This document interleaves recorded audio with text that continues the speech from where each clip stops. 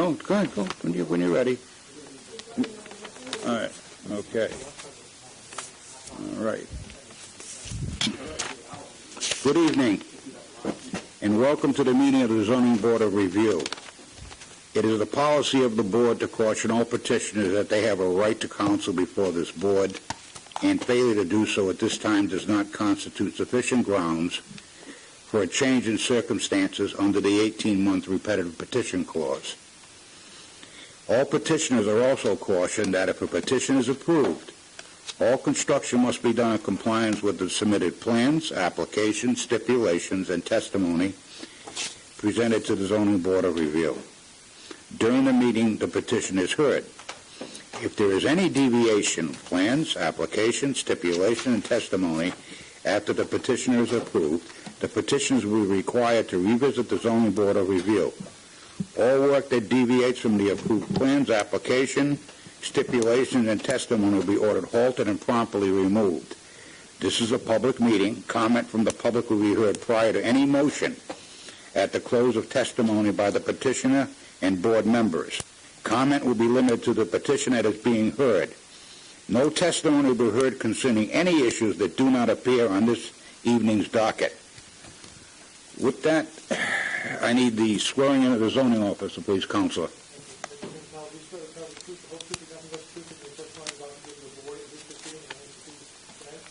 I do. All right. We have seating of alternate members. Mr. Pascoe will be voting on all the cases this evening. We have no minutes, no zoning officer's report, correspondence and discussions, staff reports, planning department staff report, July 21st, 2020, as was submitted. We have no continued business. What I would also like to say at this point is I would like to thank Mr. Pimentel, all right, for his unbelievable efforts putting all this stuff together for us. I watched Ed work hard, believe me. I think he lost about 6 pounds doing this, and I appreciate all the work that he's put into this so that we could have the information necessary for us to do the meetings that we have. I would also like to thank the board, all right, for their diligence on this and for putting in the last 2 weeks some serious hours that have been taken away from your families, as well as the solicitor as well, and Cassie. So with that, I'd like to call up the first case, which is Toma Valentine, 169 Rounds Avenue. Hello. I have a written copy of... Excuse me for 1 second. You need to be sworn in, Counsel. Could you raise your right hand, please? Can you state your name for the record? Valentin Toma. Mr. Toma, do you swear to tell the truth, the whole truth, and nothing but the truth before the zoning board this evening? I do. Thank you, sir. Okay, I'm going to ask your indulgence, sir, seeing we have the correct spatial distances here, to just drop your mask while you're speaking, all right, so that we don't miss anything that is said or misunderstand. A couple of us up here are up in the years. We don't hear as well as we used to. So, and I would ask the members of the board to do the same thing. If anybody comes within your 6 feet range, please lift that mask.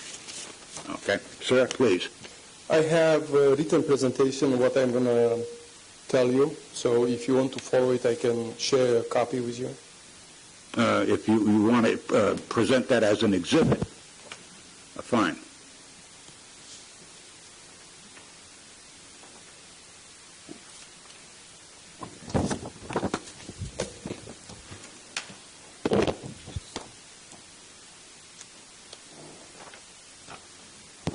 Mr. Bragg, I'll need a motion for an exhibit. Mr. Chairman, I'd like to make a motion to accept Mr. Toma's presentation.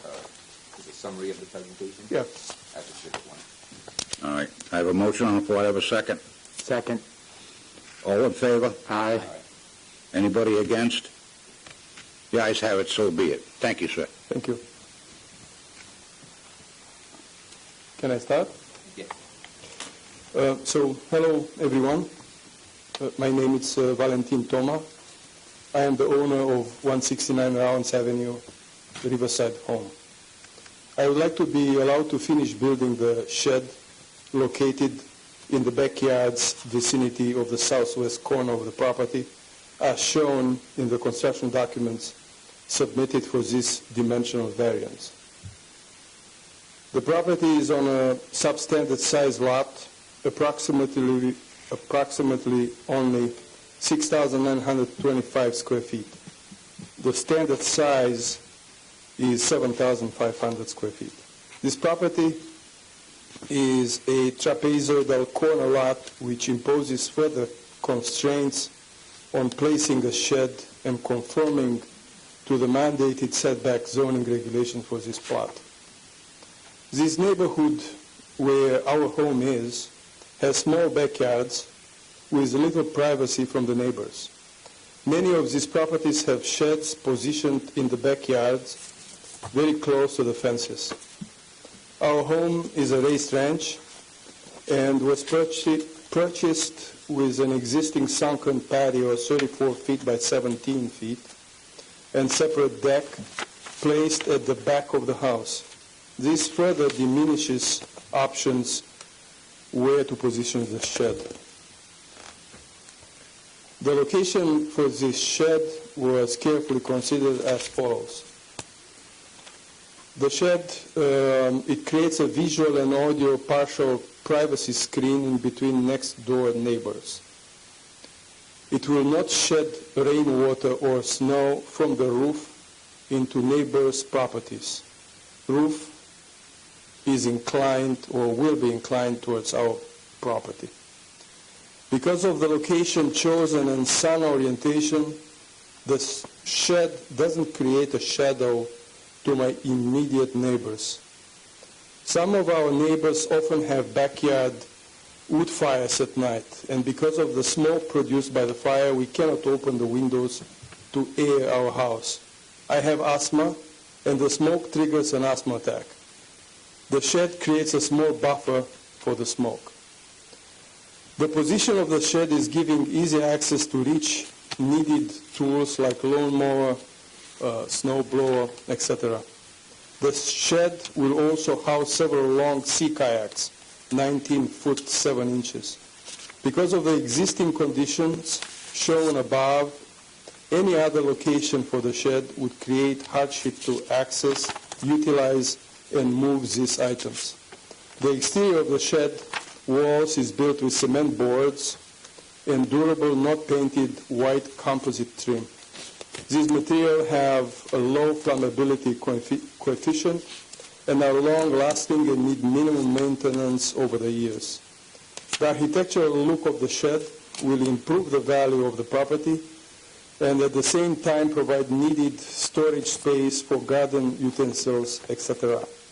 Currently, our single-car garage cannot be used as a garage because it's cluttered with items which can be stored in the shed.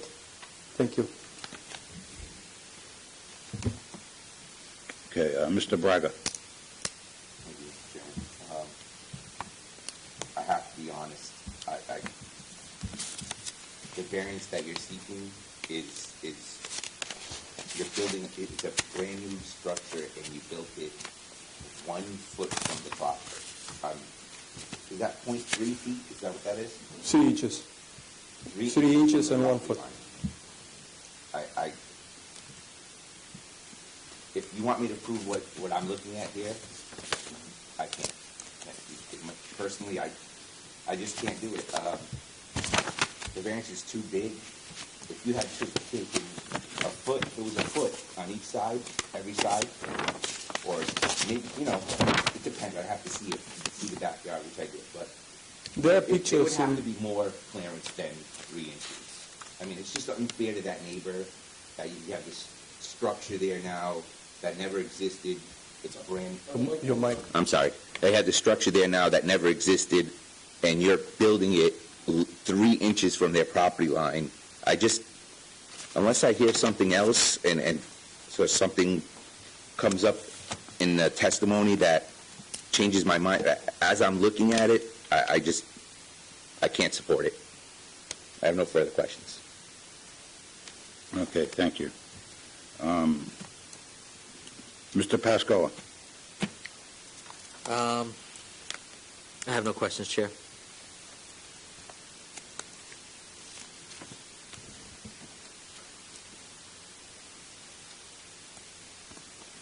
Mr. Beaublanc.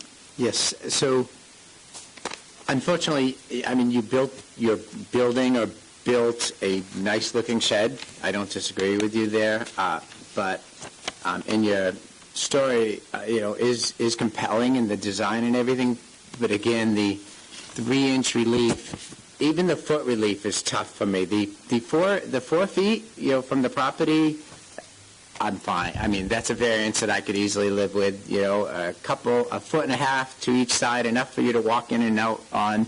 I'm good with that too, but we have a letter of a complaint from your neighbor, Paula Torres, and unfortunately I'm aligned with Mr. Braga in that it's too much relief for me to give because I feel like there's an impact to her as your neighboring property.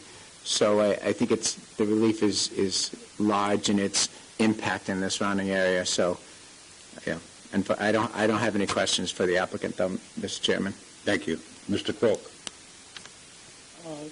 You have an odd-shaped lot, Yes, and it's undersized, yes, and you're on a corner, yes. which means you have 2 front yards.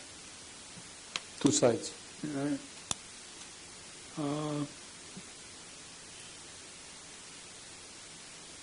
Could you move that shed forward a couple of feet? No, because then I would not have access to the sunken patio and access to the back of the yard, because the sunken patio, it's probably 5 feet sunken, and there is only so much room around the future shed deck and sunken patio.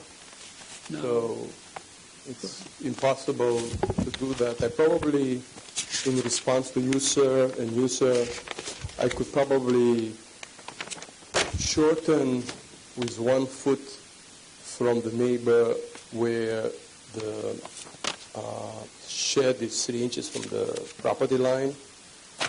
That would make that dimension to be 1'3". Try to recuperate the foot in the front and skew the angle of the front entrance so I can fit what I want to fit in the shed. Technically, I think it's possible, but it's not shown in the current construction documents that way.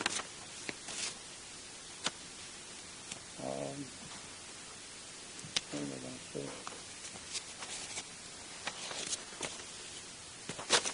Oh, would you be willing to put gutters on the shed? Yes, Gutters? I will have a gutter, and the water will not go at Dry the well? neighbors. All water comes inside my yard. Okay, thank you. Thank you, Mr. You Chairman. all set?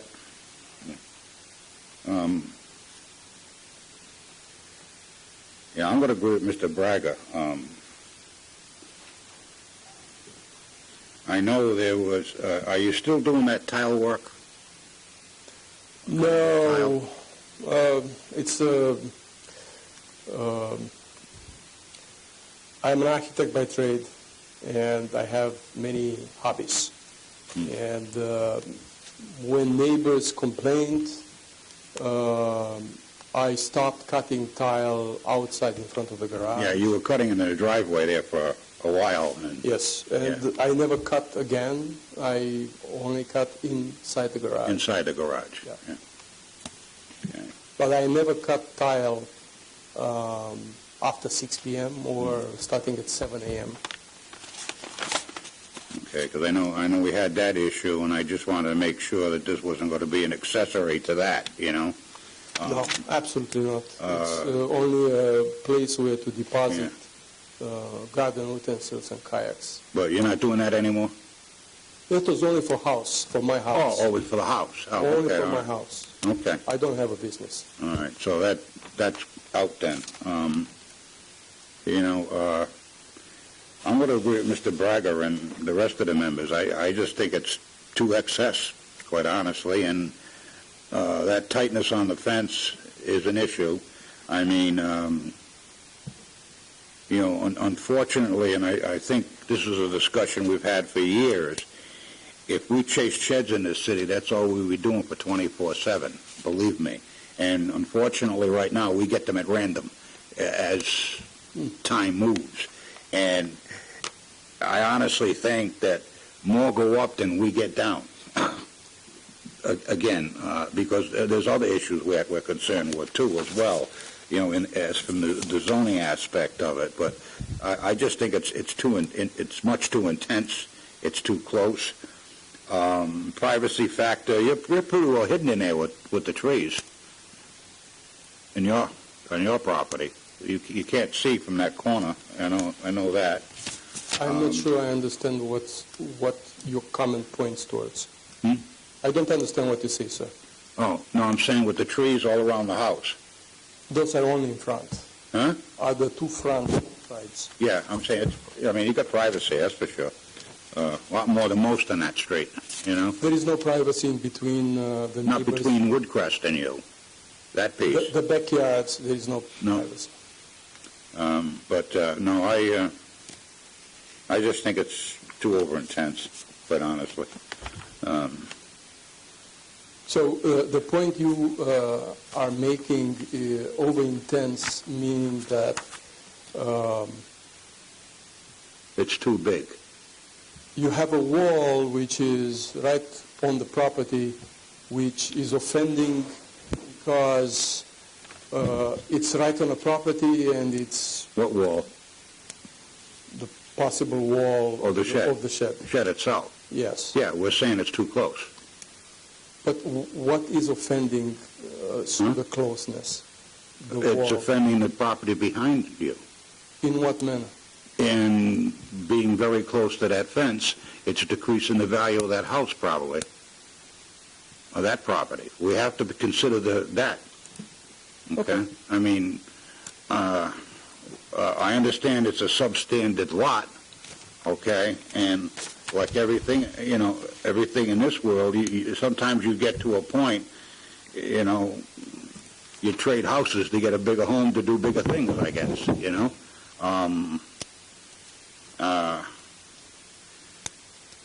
But I feel as Mr. Braga does as well, so. Mr. Chairman, may I ask another question? Please, Mr. Volkov. So, I look at this, right, and it's to scale, but I can't figure out exactly, but you have approximately a 40 by 40 square that goes along Woodcrest in Miss or Mrs. Raposa's property. I don't know what's in there enough, but that's 40 by 40, and it feels like, granted, you would have needed some sort of relief from there as well, but you had a lot more room than in the small corner that you attempted to put the shed in. So I feel like you would have had a lot more to work with if you threw it in. And again, I don't know what's in there now, and I don't know what was in that small little corner that you put it in. But you had a 45, 40 square there that would have been, to me, probably more easy to fit into that area. Again, I'm sure you probably needed a variance from the location of the house and things like that.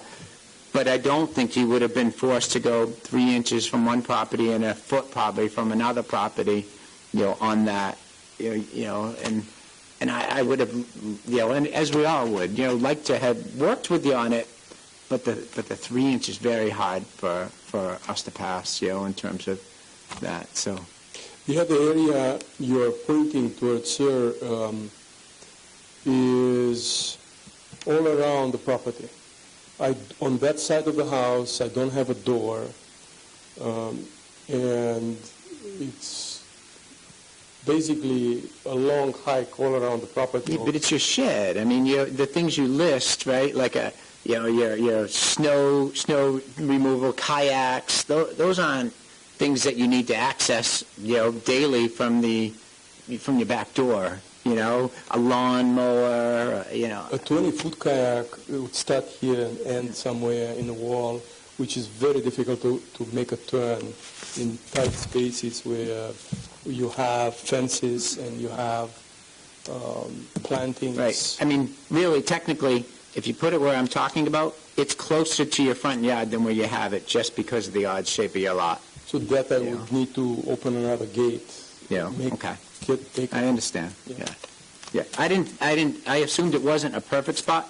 I just thought it was, it looked like a more opportune spot than the one that you had. Yeah, that's considered a front yard. You still need a Yeah. variance. No, he would have needed something, Yeah. yeah, I'm sure, okay. I have no further questions, sir. Thank I you. have a question, Mr. Chairman. Mr. Braga? So, you've heard our comments. It seems like you invested some money not only into the shed, but also into coming in front of us here today. Sure. You may or may not understand this, but if you get denied, I understand. you cannot come in front of us again Yeah, please quiet that for down. another 6 months, 18. or 18 months, I'm sorry, 18 months.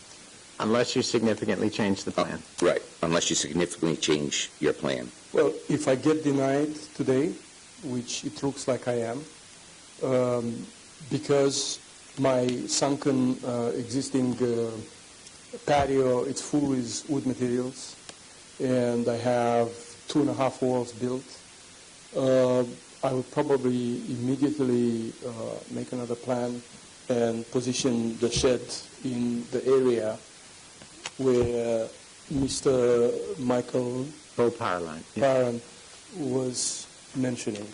That's my only other chance. And if I have to wait 18 months, Well, I think that would be a sufficient change Right. in order for you to just be able to come back in front of us at your leisure.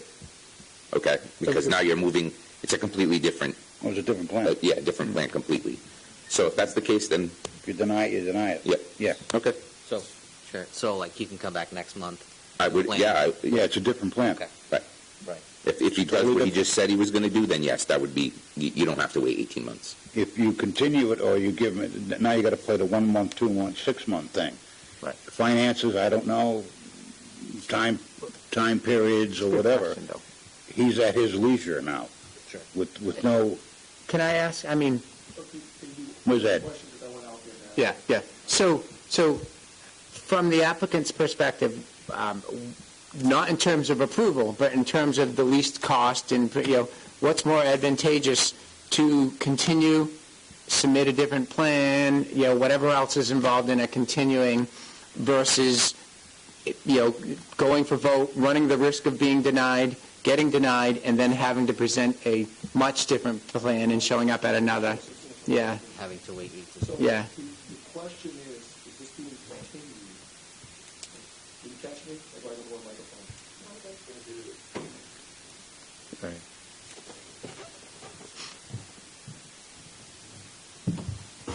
So the question is, in making modifications to this proposal, such that the board would feel more comfortable in reconsidering potentially an approval, is what would be those modifications?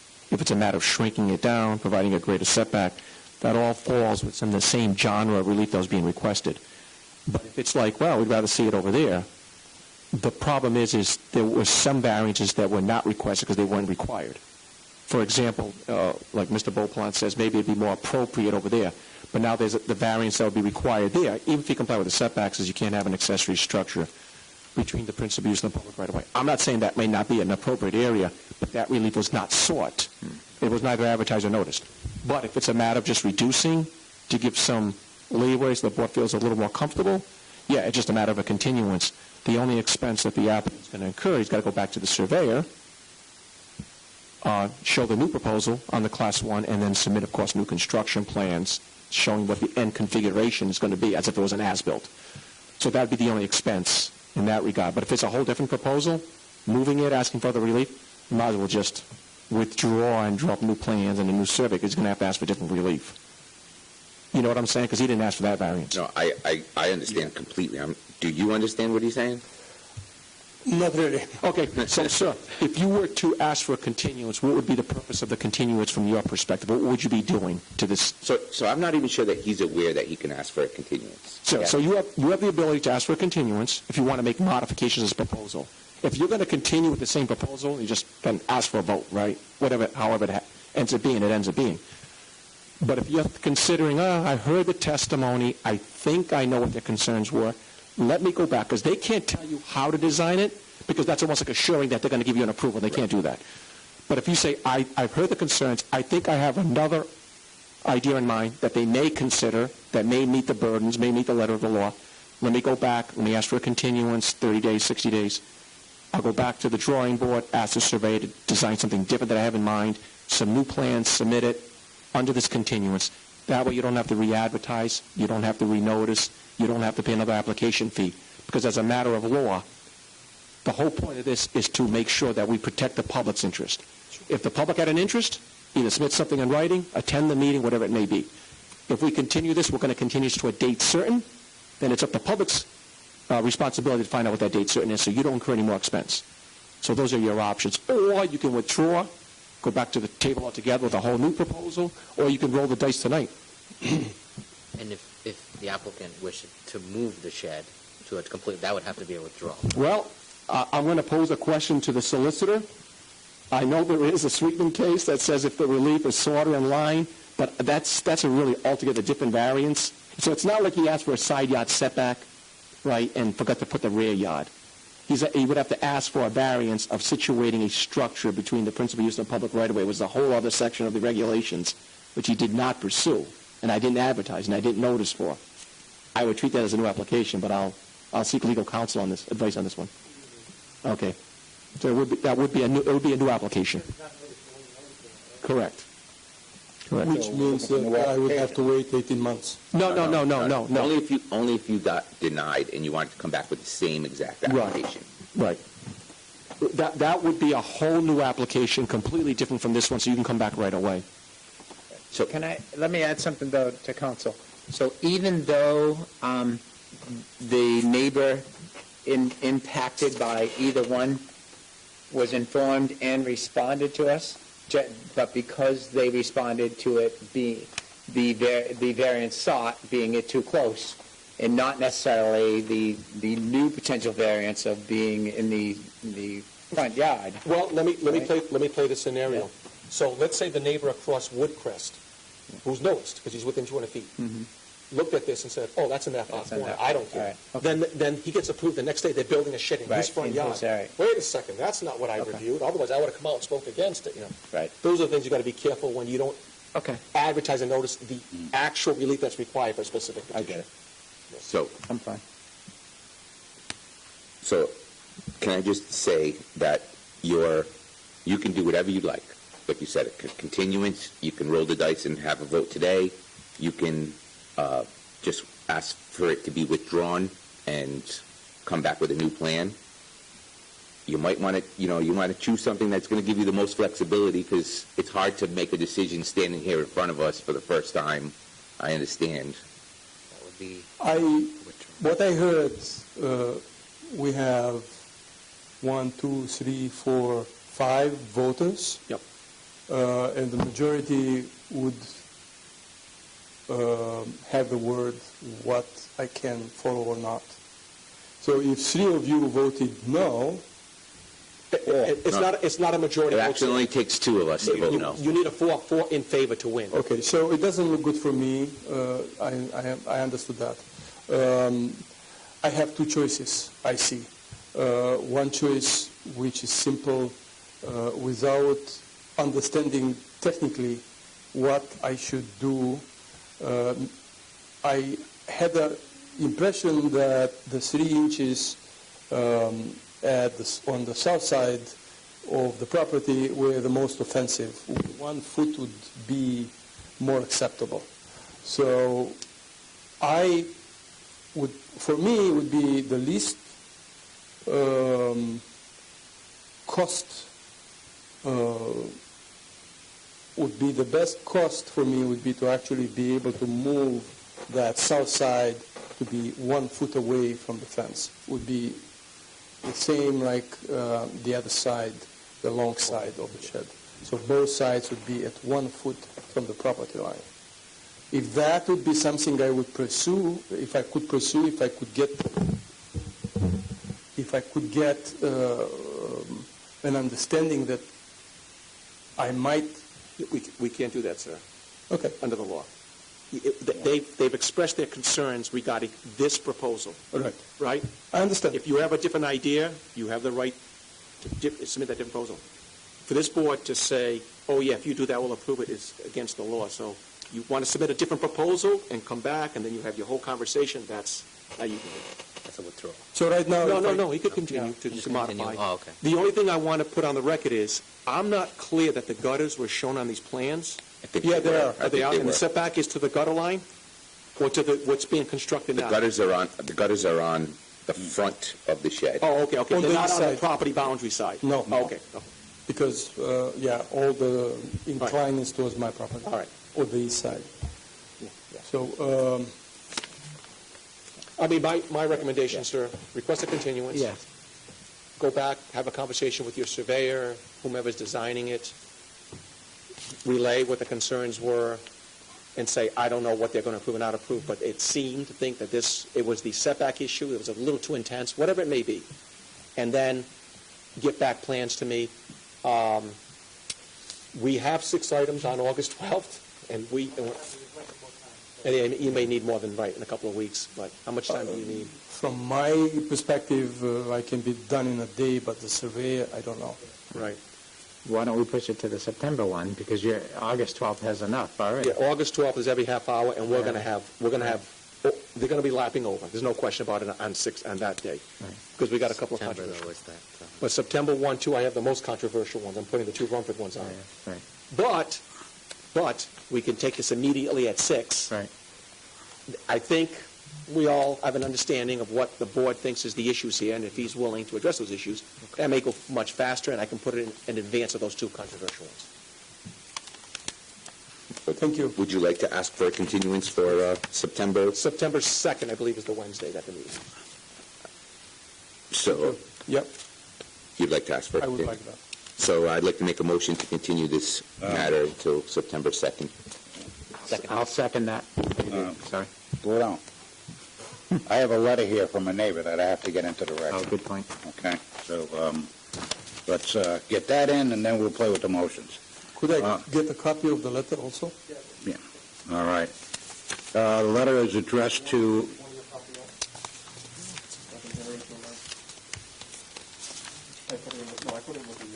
I have it. Right here.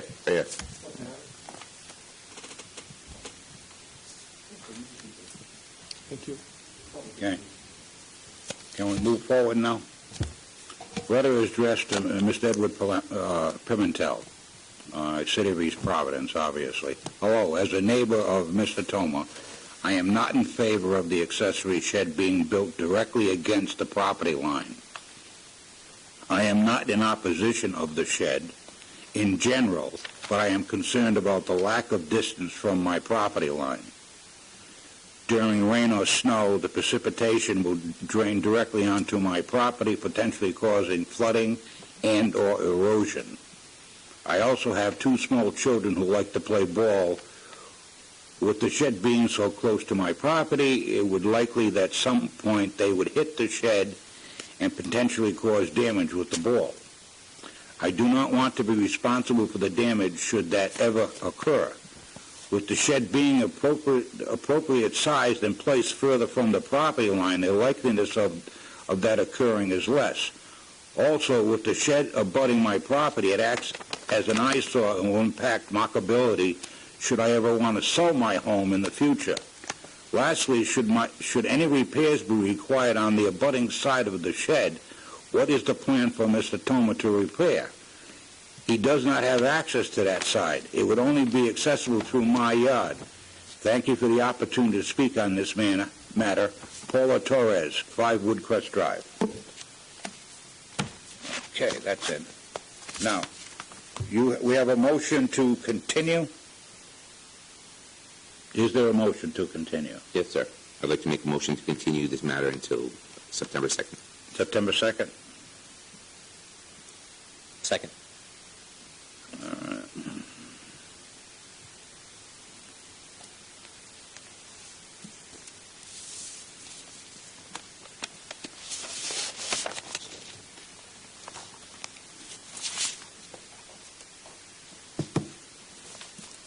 second, Mr. Pascal.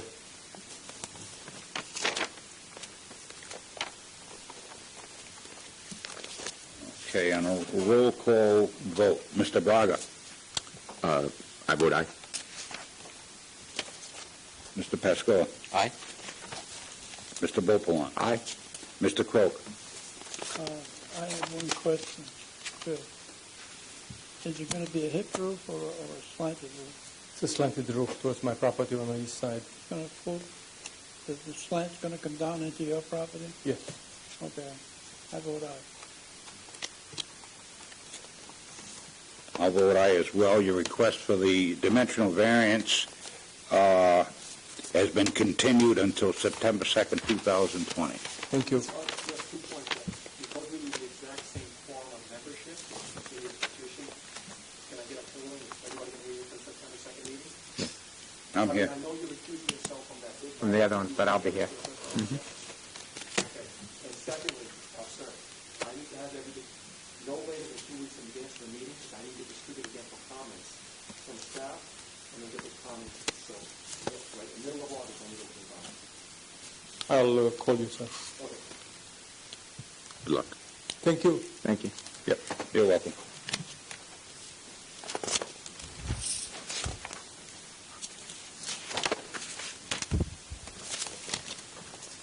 Yeah, I'm going to bring... Huh? Yeah, I wrote, that's in.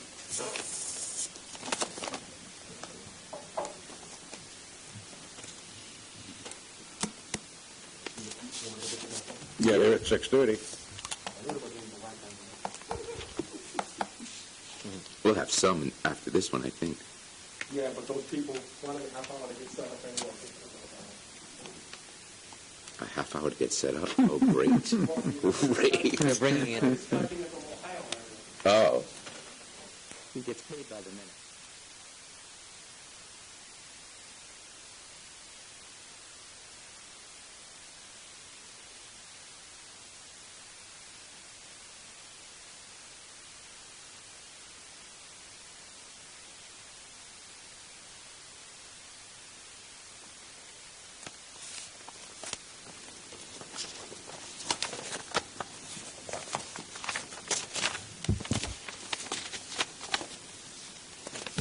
Case. I want to announce that. Next case is National Olympic Realty, 390 Waterman Avenue. Your counsel? Yes. Okay. Do you have anybody that's going to speak? Only if the board has questions. I have Dean Paradakis. Okay, counsel, can we swear them in now? That way there. Can you say your full name for the record? Dean John Perticakis, Can you spell that for me? DeanJohn, Perdikakis. Thank you, sir. You tell the truth, whole truth, and nothing but the truth before the testimony you give this evening? Yes, I did. Okay, can you do me one favor? Sit another seat over. Does that look like 6 feet? Yeah. Yeah. Okay, counsel, I'm going to ask you, when you're speaking, bring this down Oh, sure. so that we don't misinterpret, or we're getting muffled here, and some things, we want to make sure everything is accurate on the record as well as being recorded by the TV, okay? Yes. You're all set, counsel. All right. Thank you, Mr. Chairman and members of the board. For the record, Joseph Brennan, Brennan, on behalf of the applicant. I will keep it simple because in general it is. The applicant's currently running active laundromat service at 390 Waterman Avenue, map 306, block 7, parcel 7. The zoning district that we're in is C2. What we're looking to do as part of our proposal is an expansion of the current use that we have there, which is the laundromat, self-service laundromat.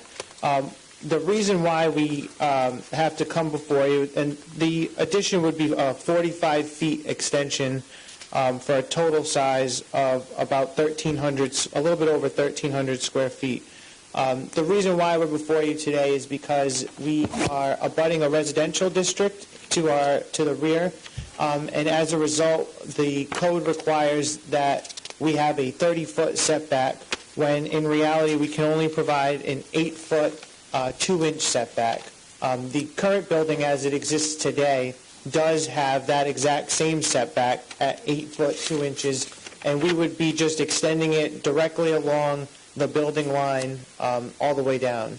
Additionally, the parking, the code would require that we provide 19 parking spaces. Currently, today, we have 10, and it suits our business just fine. We don't have any issues, but with our proposal, we are adding an additional 5 spaces. So although the code requires 19, we'll be providing 15 spaces. If we were to provide less, they wouldn't be up to code standards with ability to back in and out and so forth for safety. The reason why they're looking for the expansion is that over the past couple of years, they've got some competition down the street that has a larger sitting area for people to stay and has an ability to fold laundry as well. They don't have that as it stands. So in reality, even though we're asking for this expansion, they're not really looking to add any washers and dryers. They may add 1 or 2, depending on when they rearrange the inside if they have the room. But the real reason they're doing this is so that they can provide patrons with somewhere to sit and hang out while their laundry is being washed and dried, because right now they don't have that area. So they're really losing out big time to the company down the street. So that's the reason why we're here today, to help keep the business running. That's our individual hardship for ourselves.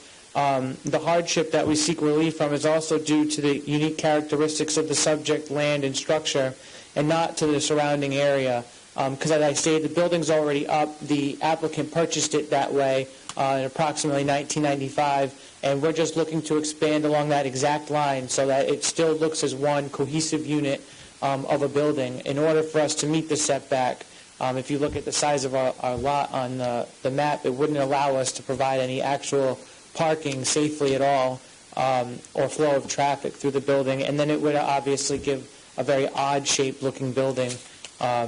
Additionally, the result, as I said, the hardship's not the result of any prior action of the applicant. The granting of the variance would not alter the general character of the surrounding area or impair the intent and purpose of the comprehensive plan. It's been a laundromat, and we're just continuing that exact same use that we've always had. And the relief granted is the leaf release necessary. As stated, we can't provide a larger setback than the 8 feet 2 inches than exists today, and that's why we're just going to keep it in conformance of what we have.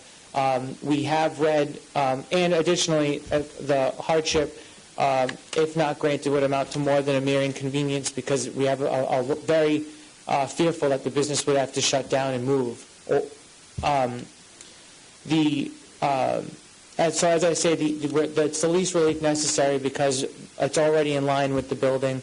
And then same with the parking. 15 spaces is the most that we can provide, giving the building and structure layout on the site. And that pretty much sums up everything. If the board has any questions, as I mentioned, I do have a team here. If I am not able to answer them. Okay, thank you, Counselor. Mr. Cook. First of all, whoever wrote this said there's no zoning history with this property. This property came in, it was Bob Pesci who originally proposed it, and it was shot down. So there is somewhat zoning history.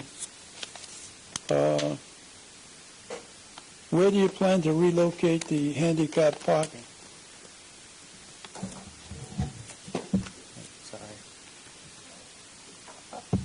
So I'm not sure where they plan to relocate it specifically, but they will still provide for handicap ADA accessible parking. The building code would require that. So when they apply for a building permit, if they will have to show that on the plan. Okay, the shrubbery that's... And it is shown on one of the land survey plans. It might not have been the one that we specifically submitted. The shrubbery that's over there, the trees, are they staying? Yes. So that there'll be a screen between your property and the house behind it? Yes. And we also read the planning staff's recommendation about the fence, and we'll also ensure that that's done. while keeping the shrubbery. That's not going to go anywhere. Okay, thank you. Thank you. Mr. Braga. Thank you, Mr. Chairman. That was going to be my question. So that vinyl fence, the white vinyl fence, not the stockade, is that your neighbor's or yours? That's ours, and it's going to remain. Okay, so you're just going to continue that down to where the do you know what I'm saying? Because there's a wooden stockade fence, 4 foot, and then you have a white vinyl that goes up and continues down. Yeah. He can, Dean, speak Sure, to it. absolutely. Yeah, just maintain 6 feet, Collins. Thank you. We're good. Perfect. No, he's sworn in. sworn in already.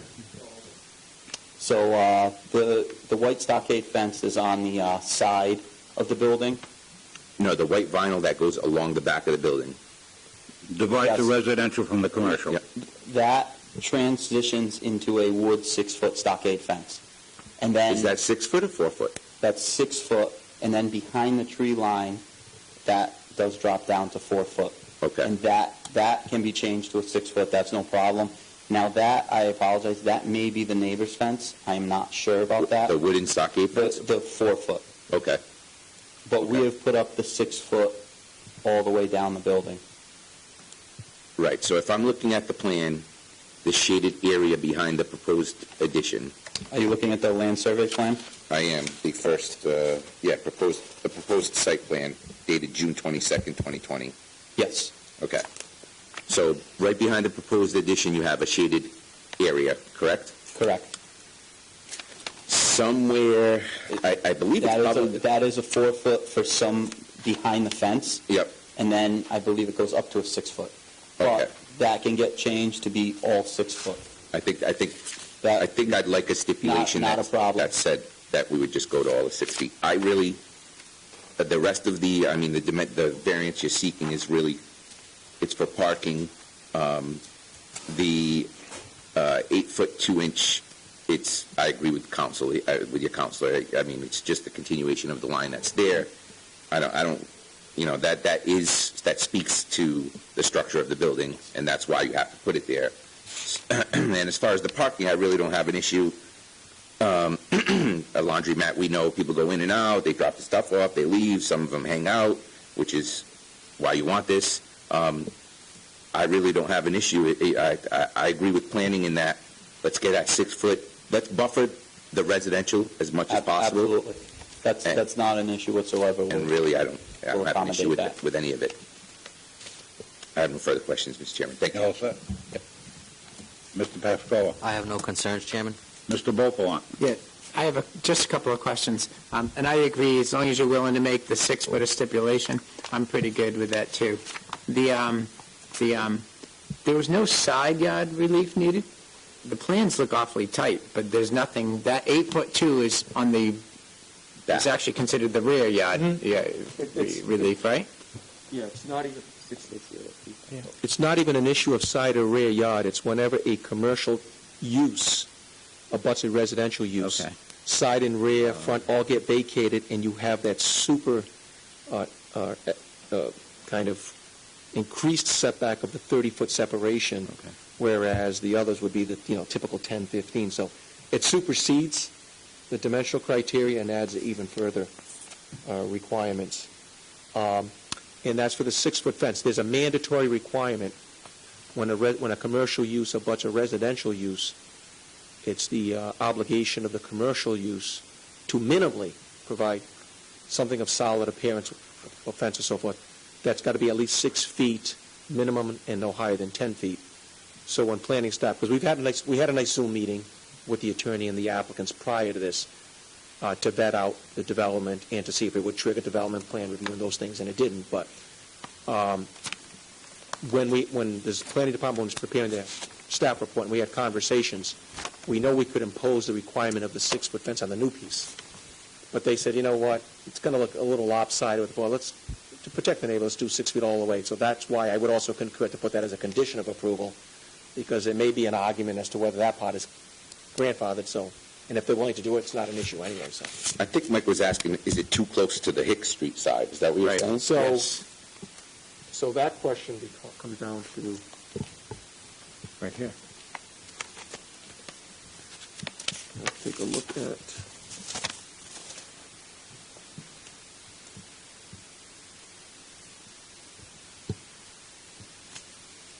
Well, this saying it looks like the 5 feet of the thing, but yeah. Oh, I see the problem. Mm-hmm. Were you treating Hick Street like it was a side yard rather than a secondary front yard?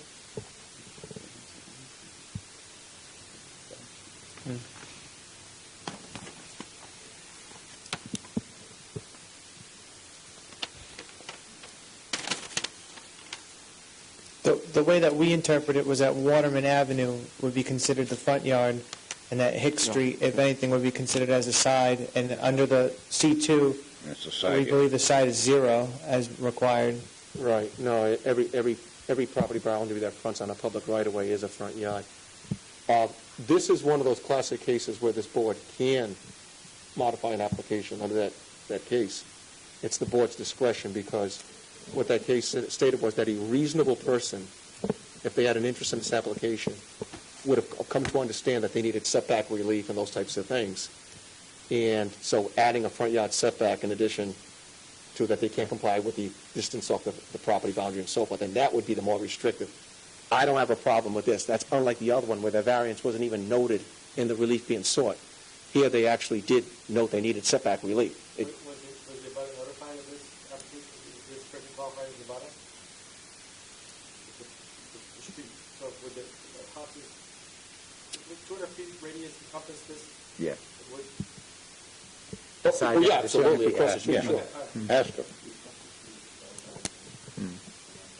That's the board's discretion if you want to allow the application to be modified to also let them ask for the front yard setback relief. It looks like it's approximately a foot, maybe 4 feet, because I would ask for an as-built to detail what that true relief is when I prepare the decision. It looks like it's either going to be a foot or half a foot or whatever. But that's the board's discretion. But that I don't have a problem. That's the front yard? Yeah, it's two front yards. What if we amend it by It's 2 front saying, yards, but we're talking Hick Street. yes? Yeah. Yes, correct. I'm sorry, Yeah. yes. I think council needs to ask the amendment not to be Yeah, I would ask the board for to approve the amendment to also include for the front yard relief on Hick Street. So we're going to set that relief. But we need a measurement to give a variance. We need to know what it is.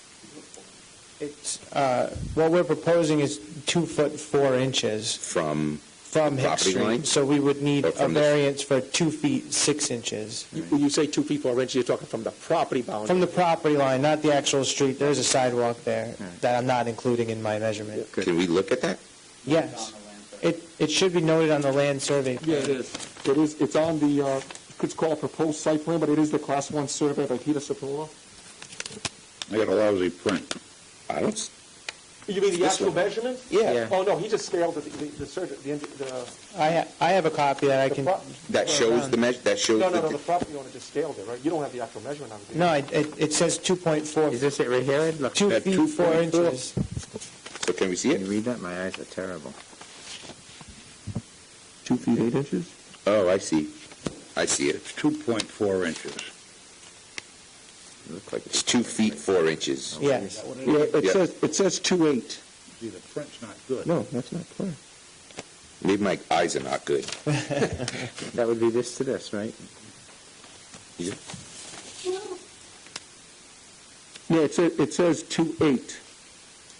Yeah. Oh, well, so because it's 12 inches, we would need relief from 2 feet 8 inches.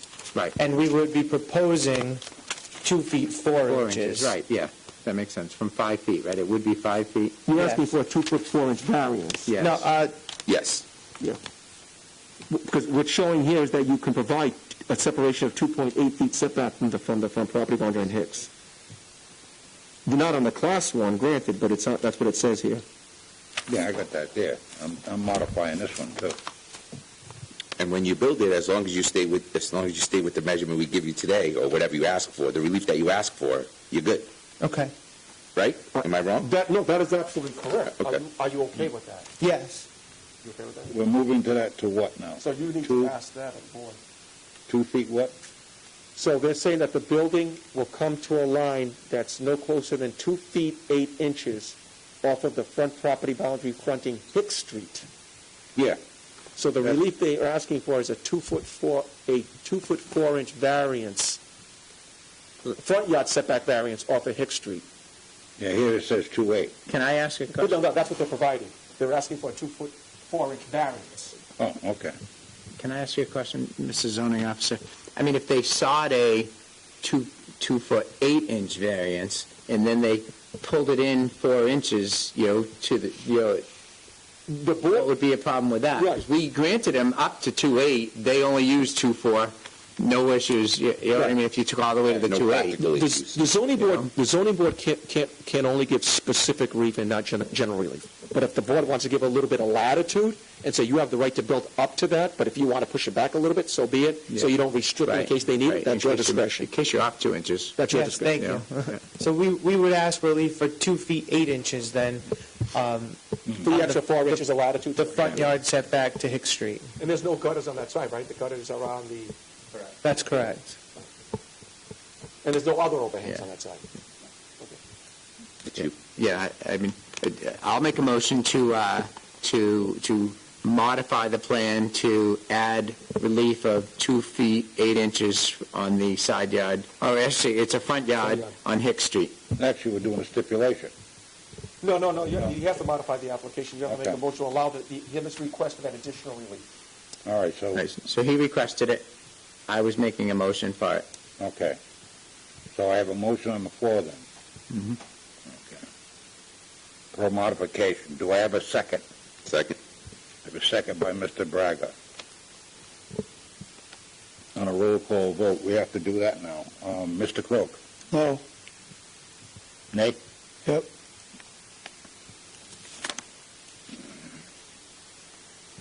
Let's see, we gotta do this.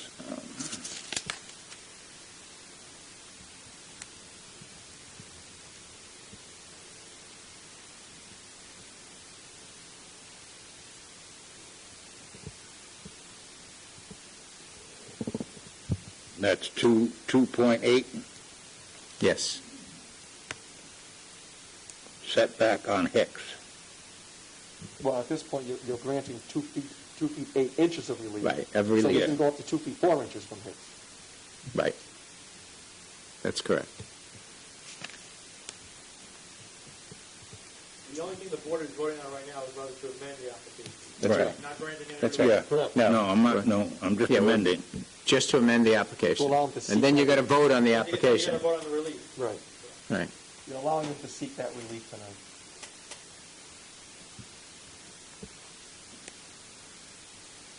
Okay. Nay. Mr. Crowe, Mr. Braga? Vote aye. Mr. Pascola? Aye. Mr. Bopalan? I vote aye.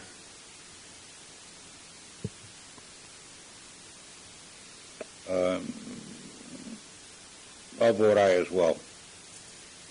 All right, so the modification passes 4-1. So, Mr. Chairman, if this were to be approved, if we can request as a stipulated condition that all the plans reflect that front yard setback, the Right. street plan and everything, and we get a clean application to asking for the front yard setback. Yeah, this has, yeah, Okay. yeah. That's pending the update. Yes.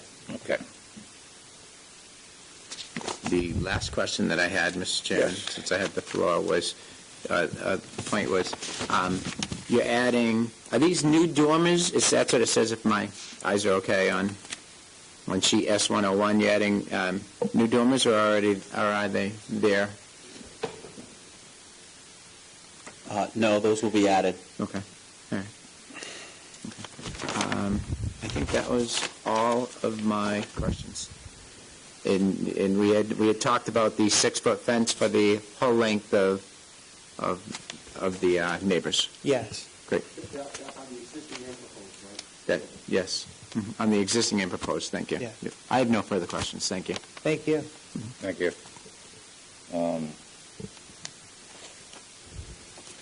Any windows in the rear? No. Okay. Is there a window on the side coming out on the addition?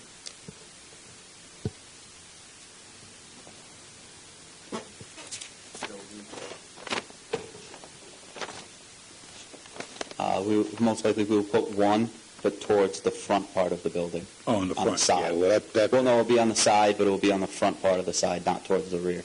okay. So there will be a window on this, because I only have a front elevation, so nothing in the rear. Nothing in the rear. Okay. Okay, I'm good. Thank you. All right. Any other further questions or concerns from the board? Yeah. Mr. Cloak? Oh, where do you vent your dryers? I'm sorry, I couldn't hear. Where do you vent your dryers? Right now, they're vented out of the rear of the building, Towards the house? towards the back of the property. Yes. Towards the house? Yeah, well, they gooseneck down, but we're They not have looking fins to in- add any dryers on the addition part. But the dryers have a tendency to have lint come out the vents. Not a great deal, but lint come out the vents. And I'd be concerned with that because of the house next door. The other thing is, as far as your 2-foot setback from Hicks Street, I'd prefer to see it a little larger because of people coming in and out of the driveway at the house in the rear. An obstructed view, somebody's going up the street, somebody backs out, wow, we got an accident. That's why I voted no. And I don't particularly care for the dryers to be vented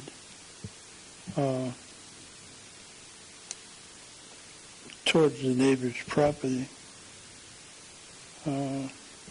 Thank you. Thank you. If I remember correctly, what I saw was the vents have fins in them. That makes it vents down. Yeah, gooseneck straight down. Okay. Yes, Other issue too is that's a one-way street. So correct. coming out of their driveway, they should be all right. Yes, because traffic Unless flows somebody's one way, going the coming wrong the way other on the way. one-way You can't street. turn down that Yeah. street. Okay, that's a one-way coming You have to towards go to Waterman. Waterman, right? Correct. You have to go to Waterman off that one. Yeah, it comes to Waterman. That's a one-way street there, so, anyway, any other questions or concerns, members of the board? Counsel, you all set? I am. Thank you, Mr. Chair. Okay, I need to find out if there's anyone wishing to speak or against this. Anybody outside that we know? Please, just in case.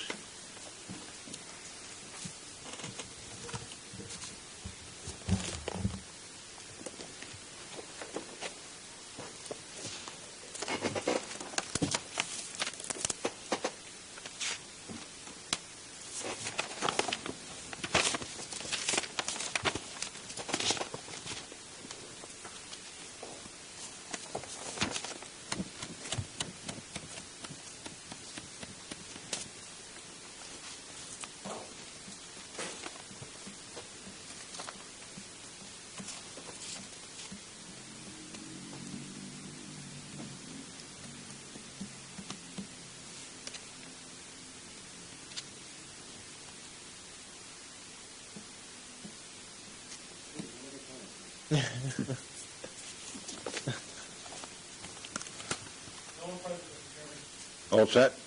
Thank you. Seeing there's no one wishing to speak against this petition and no one speaking in favor of this petition in the audience. This is a dimensional variance. Mr. Cloak, a motion is in order.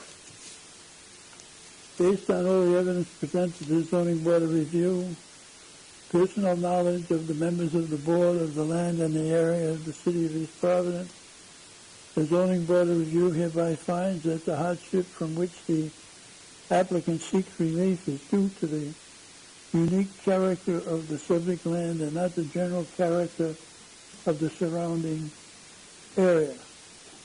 That the hardship is not the result of any prior action of the applicant.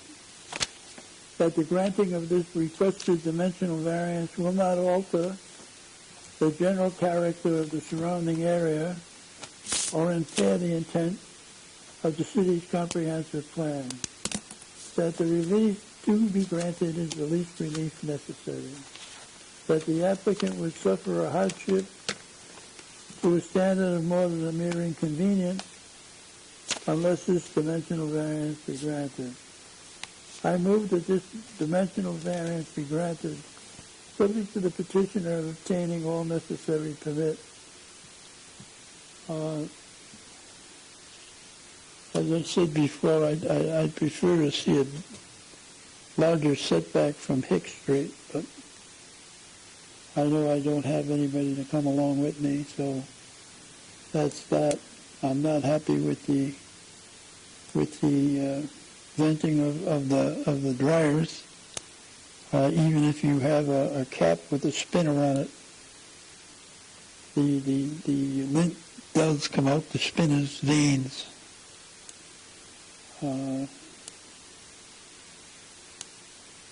The last thing is that this property does have a history of zoning, being in the late 80s, early 90s, being introduced by Mr. Pesci, and that variance was denied for some reason, and that's that. Thank you. That is a motion to approve, Mr. Pope? Yep.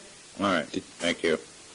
I have a motion on the floor to approve the dimensional variance by Mr. Croak with that stipulation of the 6-foot fence in continuous, all right, and based on the modification of the 2.8 setback on Hill Street.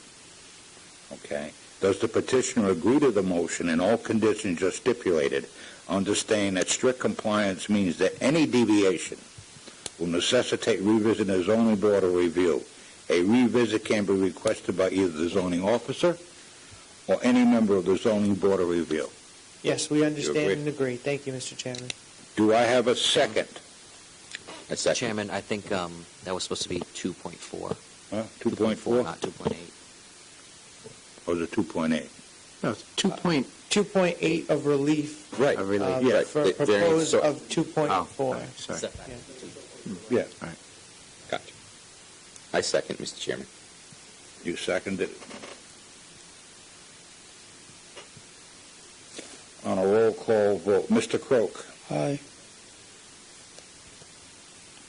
Mr. Braga. Thank you, Mr. Chairman. I'm going to vote aye as well. I believe that the hardship is created by the unique character of the structure.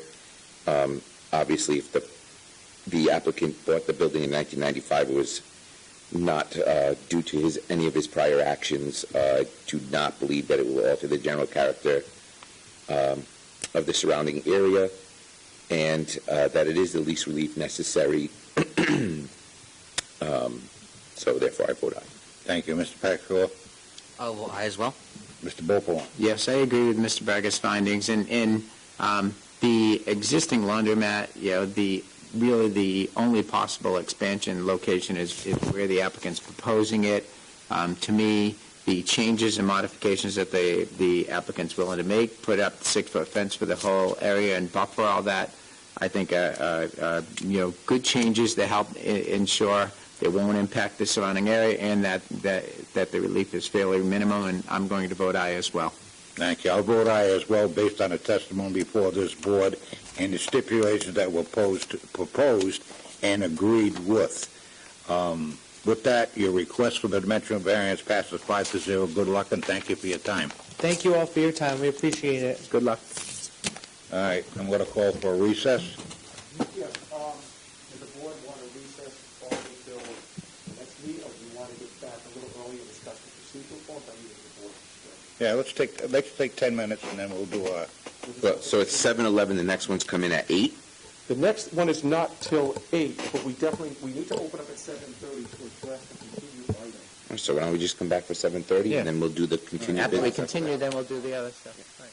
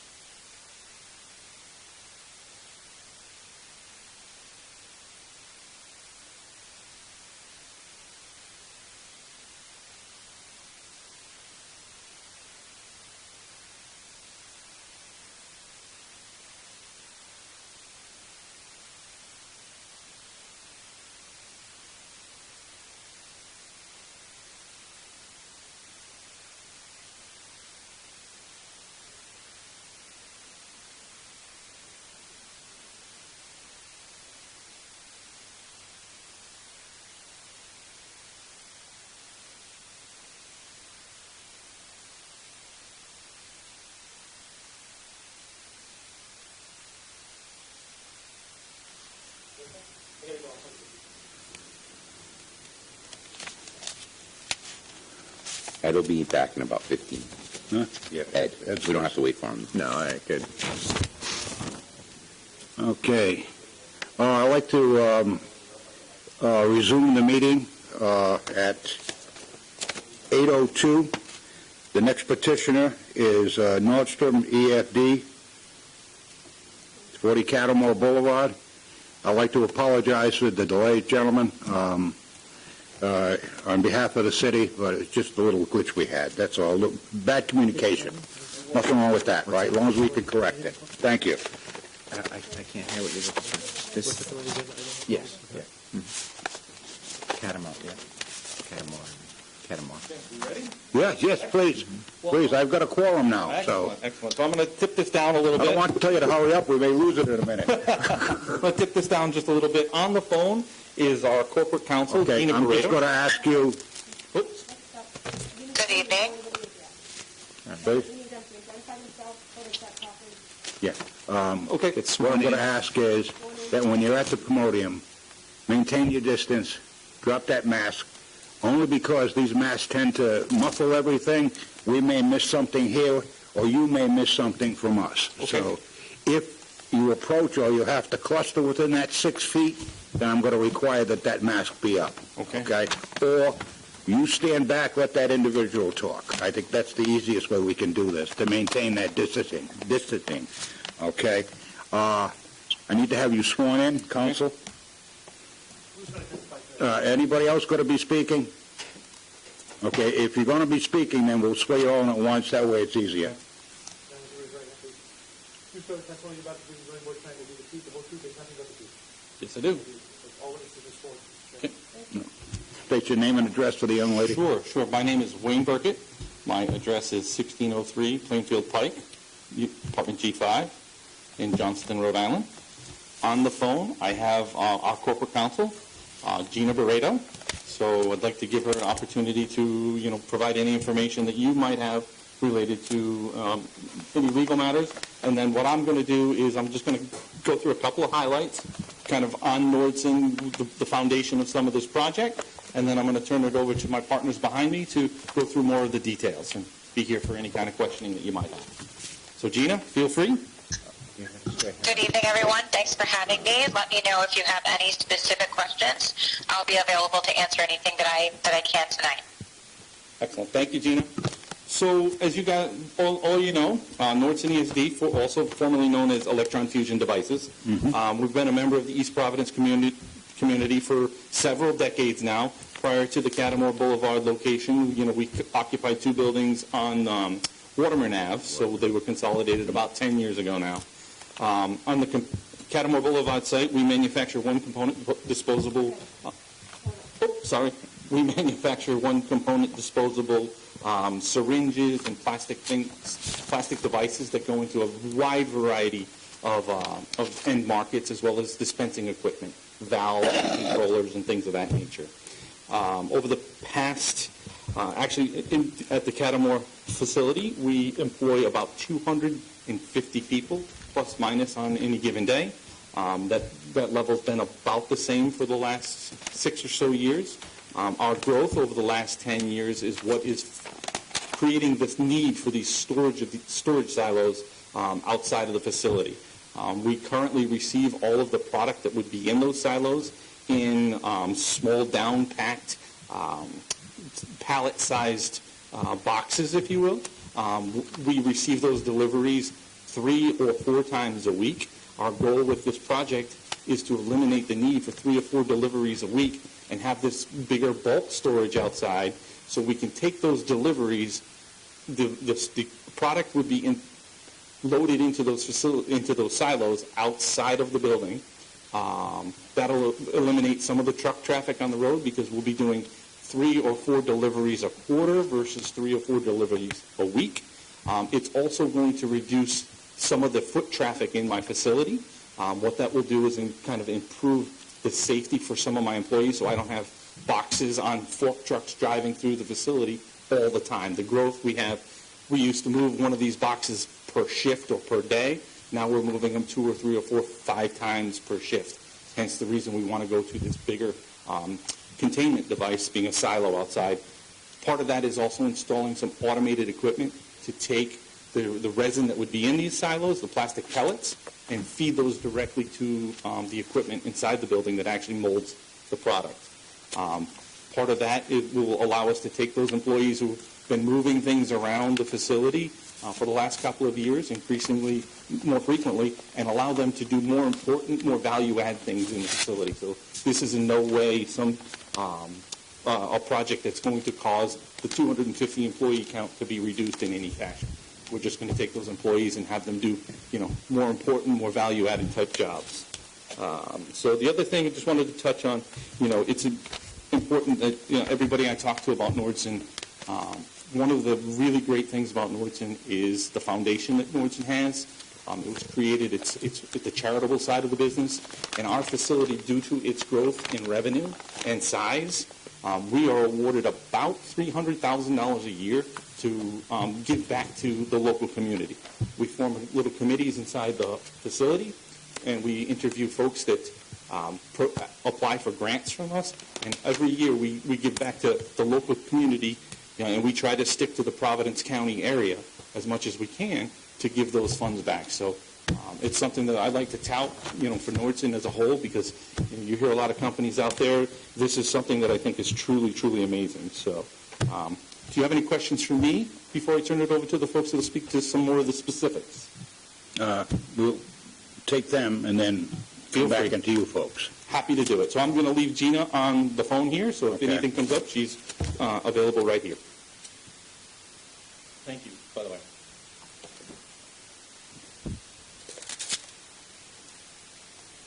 So my name is Scott Tracy. I'm the project manager for Carlin Construction. We're the general contractors that Nordson have hired to work in the support of the installation for the silos. Just a quick little background on the building. They have a 40 by 50 2,000 square foot pre-engineered metal building that they would use, as Wayne was talking, for their automated equipment that would take the material from the silos into the automated equipment, then into the main building. We're here to support Nordson's with the concrete foundations for the silos and all the site associated work that goes along with it. You're set. That's it. Okay.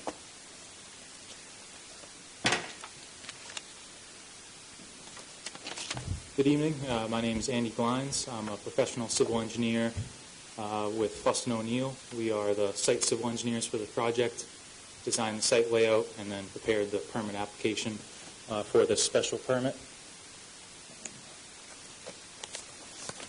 Just wanted to highlight a couple of the site layout items and then a couple of the ordinances we are addressing in this permit application.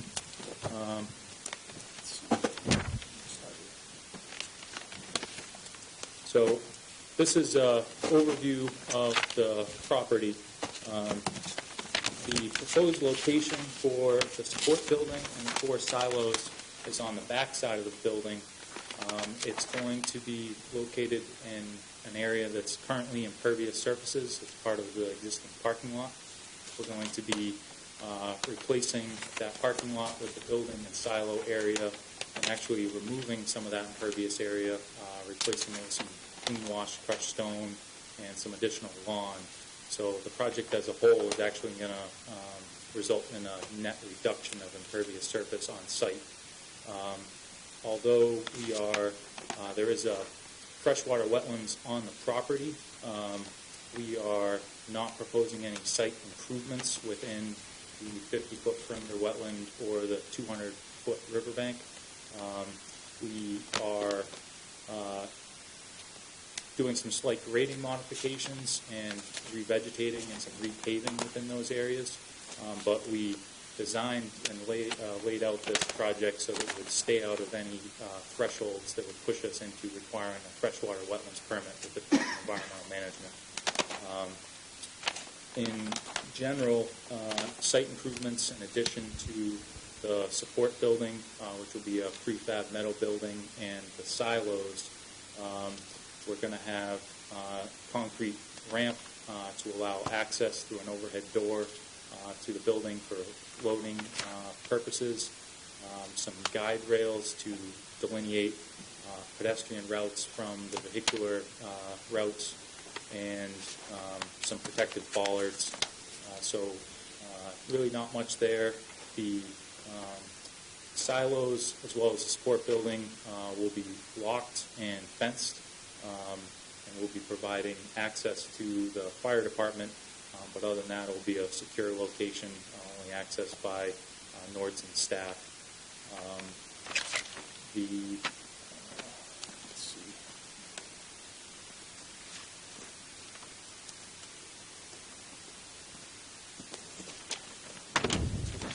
The better view of the site plan, where you can see we're doing some landscaping and some repaving within this 50-foot perimeter wetland, but we're keeping the building and any new concrete surfaces outside of that buffer zone.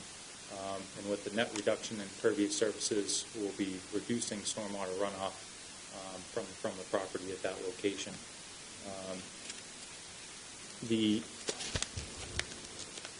And due to those wetlands, we are actually going to be screened fairly well on the north and east sides of the property.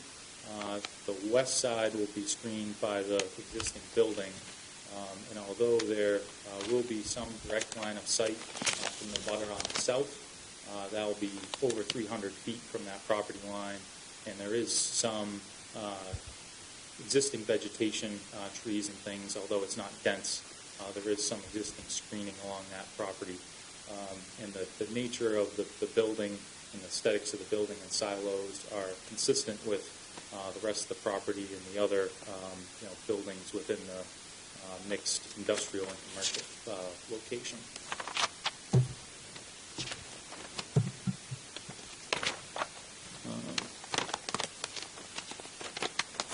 And although we're removing some parking for this project, we're still meeting the minimum parking requirements.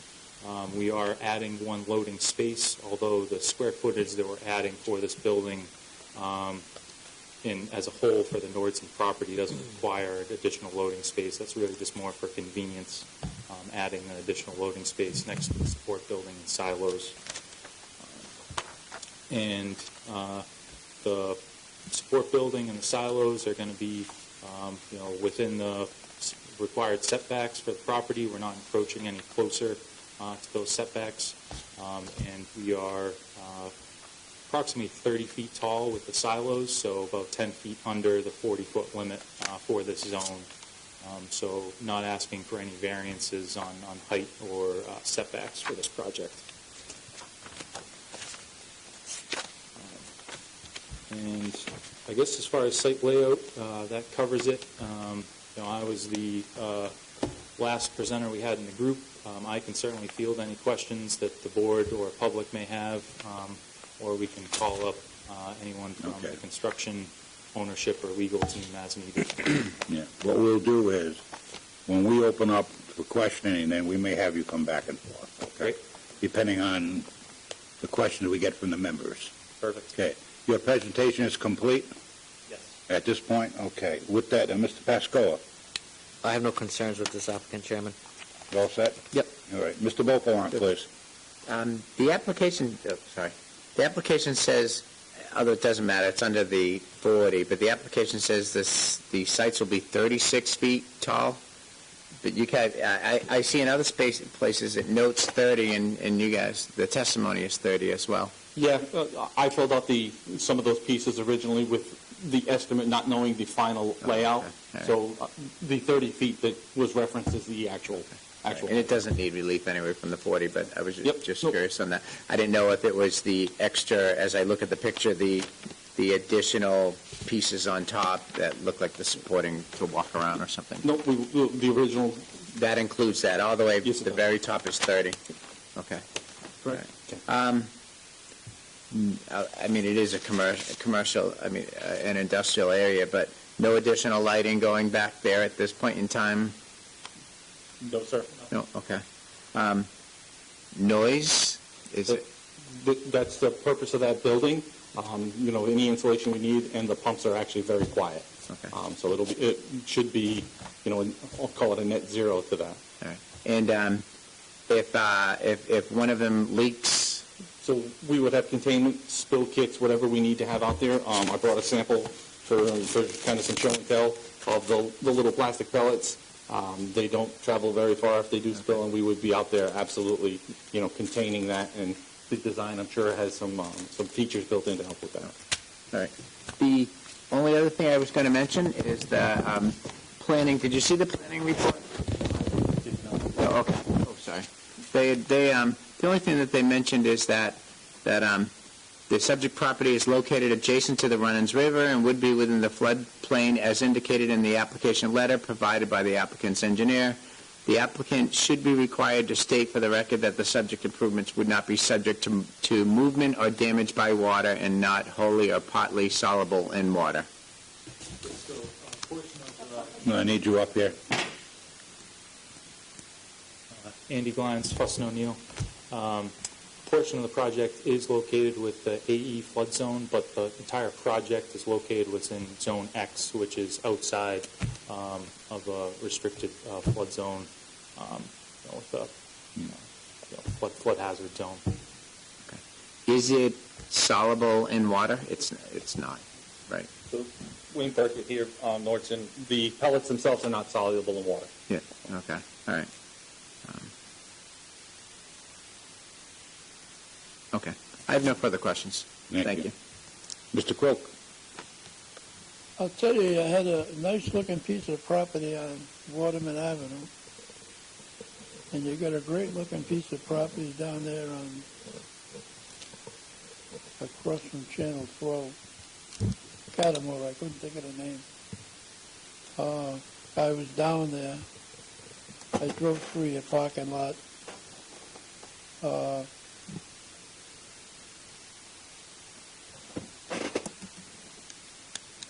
How many parking places would you be losing with this?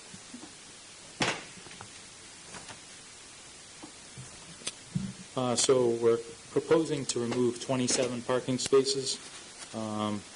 Based on the current employee count, we're required to have 95, but there will be 237 parking spaces remaining after our removal, so we're far exceeding the parking requirements for this project. Does that include the parking places?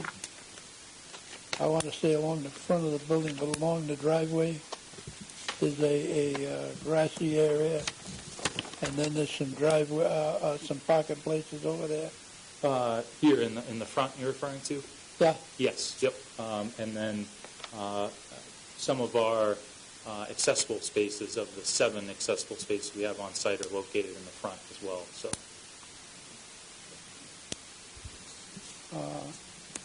I have nothing more to say. The addition is going to be hid behind the building. You're not going to see it. That's the intent, yes. It's an industrial area. I do have one more question. No. You used to manufacture on Warren Avenue. You used to manufacture a machine for the jewelry industry. A fusion device. And everybody was trying to get one. You still make them? We do not. We do not. We are. If you look what the way the industry has evolved, it moved away from the jewelry industry, left the United States, went more overseas, and EFD migrated more towards dispensing fluids and glues and things of that nature. Started with syringes and dispensing out of those, and then moved on to valves and now jetting valves that can dispense extremely small dots of stuff. If you look at the things that we all carry in our pockets nowadays, being phones, those things aren't screwed together anymore because screws take up so much height profile. They're all glued together. So we play an active part in that market and LCD markets and things of that nature. So. Thank you. You're very welcome. Thank you. Mr. Braga. Thank you, Mr. Chairman. So I think everything was covered pretty much. I don't really see an issue here. for a special use permit. But the only question that I do have is kind of on your presentation there in the beginning, the foundation that you guys have? Yes. This is not going to, Yeah. but, so what type of grants do you offer? So any nonprofit, we try to focus ourselves on, STEM type organizations. Yeah. That way, we view it as potentially bringing up that next generation of manufacturing, either engineers or manufacturing folks. And then there's a host of others. I think it's the Johnny Cakes in Riverside. The food pantry, we donate to them every single year. They apply for a grant from us, and there's several other folks like that in the area. We kind of tier ourselves. The team gets together, and we've 20 some odd applications usually, and we peer them down and look at it. And we've gone to a couple of organizations where we were so impressed that they asked for, let's say, $10,000. We were so impressed with what they were going to do. We called up and said, hey, if we give you 20, what could you do with that? And they had a solid plan. Nice. We try to make sure that it's impacting as many, in particular, if we can, youths in the community as we can. Very nice. So, Thank you. Thank you. And thank you for doing that. Appreciate that. Anytime. Feel free to come on down someday. After the current situation, I'd be happy to host you guys. Even if you have some meetings or something like that you'd like to do in a different location.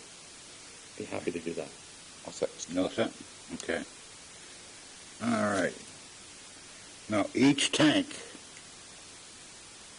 is the same product going into each silo, or is there a size difference between tank 1, 2, 3, 4 as far as what's being stored in it? The tanks will be the same size.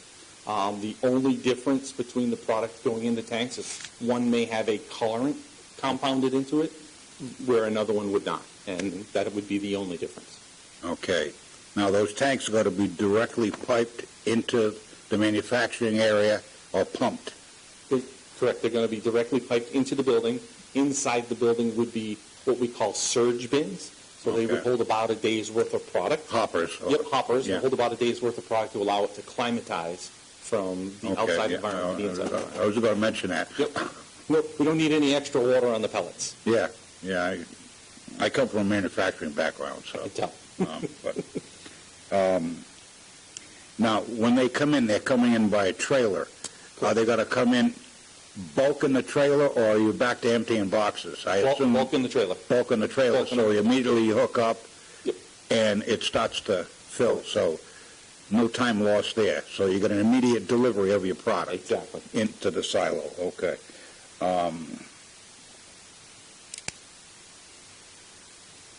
What are the silos made out of? Material? Steel. Steel? They're all steel? Yep. Okay.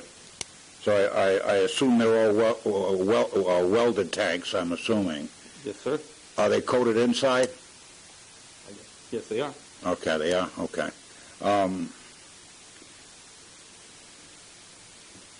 Now, do you have a recovery plan in case of a spill? So as we When you're hooking up, or in case we have a breach in the tank? As we install these silos, our safety team and the facilities folks will create several different plans for any type of incident like that. That's part of, we're an ISO certified Okay. facility. So ISO will take care of that then? Yes, Yeah, okay, yeah. it's required. All right, you already demonstrated the size of the pellets. Polyethylene, polypropylene? Polypropylene. Propylene, okay. So they have a decent rating with heat? Yes, flash point is 3 degrees less than 800 Yeah. Fahrenheit. Say, okay, yeah. Because ethylene is a little more Yeah. ignitable. Yep. What I'm concerned about is, in a bulk situation, you're exposed to atmosphere, you have heat. Correct. Heat being the sun penetrating on that, or we can reverse that around because of expansion and contraction in the cold. Correct. Okay? So that's the only reason I'm posing that question. No problem. Okay. And there is filtration on the drawer-in side to reclaim or capture any dust Yeah. that may be still on the pellets. Okay.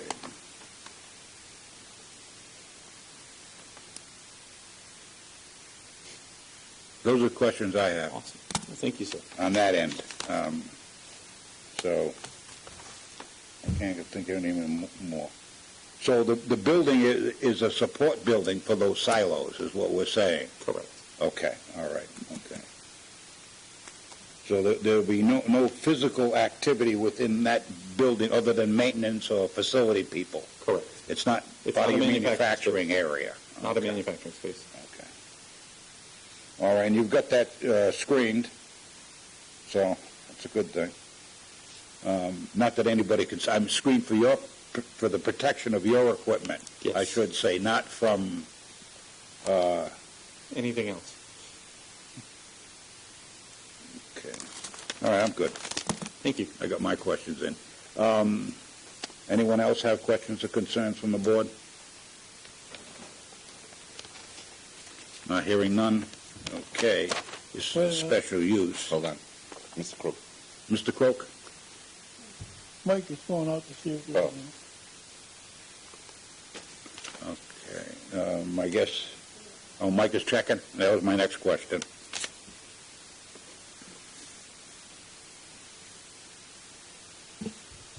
Yeah, like most industries, you've migrated through the... It's an evolution and a journey. I started in the power and generation gas that were electric. I ended up in the biotech. In the middle was semiconductor, chemical process, injection. It's amazing how one's career can take a course, right? What we said earlier, you got to be ambidextrous when you're in your sector of the world. Exactly. Yeah. Mike, we're all set out there? All set, sir. All right, great. All right, there's no one wishing to speak in favor of this petition is present. No one speaking against this petition is present. This is a special use permit. Mr. Pascoa? Yes. Based on all the evidence presented to the Zoning Board of Review and personal knowledge of the members of the Board of the land and area of the City of East Providence, the Zoning Board of Review hereby finds, pursuant to Section 19-39A of the East Providence zoning ordinance, that the special use permit shall, 1, be compatible with the neighboring land uses, 2, not create a nuisance in the neighborhood, 3, not hinder the future development of the city, 4, conform to all applicable sections of this chapter, and 5, be in conformance with the purposes and intent of the city's comprehensive plan and applicable standards of this chapter. Therefore, I move that this special use permit be granted. Thank you. I have a motion on the floor by Mr. Pascoa to grant the special use variance. Does the petitioner agree to the motion and all the conditions that were presented to this board this evening, understanding that strict compliance means that any deviation will necessitate revisiting the Zoning Board of Review? A revisit can be requested by either the zoning officer or any member of the Zoning Board of Review. Absolutely. Do I have a second? I'll second that along with Mike. I have a second by Mr. Croak. Mr. Braga? Roll call vote. Mr. Pascoa? I will vote aye. Mr. Bopalon? Yes, based on the plans and the answers to the questions, this application appears to meet 19175 open storage minimum standards. The use, this open storage is in the I-3 and going around the area certainly appears to be compatible with the neighboring land uses in that area. It will not create a nuisance, the location as such where it is, and lack of noise, smell, things like that. It will not create a nuisance in the neighborhood. This use will not impact the future development of the city, as again, it's the use is fairly minimum from that perspective. So therefore, I'm going to vote aye. Thank you, Mr. Bopalon. Mr. Croak? I'm going to vote aye. The proposed addition is going to be hidden behind the main building, so you really won't see it from the road. The parking is an answer covered. You're going to reduce the truck traffic coming in by building these towers, so I think it's a good move. Aye. Thank you. Mr. Braga? Thank you, Mr. Chairman. I'm going to vote aye as well, based on the testimony. and the reasons for hardship given by the other board members. Thank you. I want to vote aye as well. I think other than the tanks for outside storage, you wouldn't be here, and I think it just adds to the benefit of your company, which the more you benefit, we as a city benefit. So we appreciate your request. Your request passes 5-0, and we thank you for your time and your patience. Thank you very much to the entire board. Greatly wish you well. appreciate it. Enjoy working with all of you. I'd like to take a tour someday. I'm a manufacturing guy. Whenever you're ready, and That's my world. we get past this whole COVID thing, we'd be happy to. Yeah, I'd like happy to to see have how it works. Excellent. You know. Be Thank happy you. to show you. Thank you, everyone. Have a great evening. Thank you. Yeah, be safe. Good luck. Question here. We've got two cases that we're. Yes, so Mr. Chairman, let's get back to the 7:30 case. 7:30 is 3A and 3B. Read that into the record. Alberto and Maria de Silva is the case we had at 50 Fenmore Street. That has to be continued. Yeah, so there was an expectation that that petition was going to be on the planning board earlier this week in anticipation that they would have achieved their minor subdivision. If they entertained it, then we were, as we usually do currently, we'd be going to the zoning board tonight. We couldn't get onto that agenda. They've had a couple of major developments they're reviewing. Everybody's aware of that. So they had to kick them over to August. So, once again, with the expectation that they will have achieved their time. Okay, so we need a motion. Let me just, Yeah, you need to. She's having trouble. so let me, just because no mic, they can't hear it live. So the matter of the De Silvers on Fenmore, there was an expectation that that subdivision was going to be heard earlier this week. If they had been heard, if they had been successful, then of course the next step would have been zoning. And we like to schedule these things concurrently. But they weren't able to get on that agenda. There's a couple of major developments in the city that took precedence. So my expectation is that they're going to be placed on the August agenda in time for the August 12th hearing. With that expectation, I went ahead and scheduled them for the August 12th. They're one of the 6 items. In the interim, neighbors had neighborhood meetings, got a petition, and there's a good crowd growing in opposition. So I put them towards the latter part of the evening and put the easier ones up front, even though they were newer, because, once again, when there's that many people, you have an expectation it may take more than just simply half an hour. But that being said, with the expectation that they will have achieved their master plan approval, I've already put on the August 12th. I just need a formal continuance to the August 12th date so that it's continued to a date certain and we don't have to re-advertise and re-notice. So we're moving this to the August 12th meeting. Right, but I would like, Fenmore. formally, we need to continue that to that date, correct. Okay. Mr. Chairman, I'd like to make a motion to continue Fenmore to August 12th. Okay.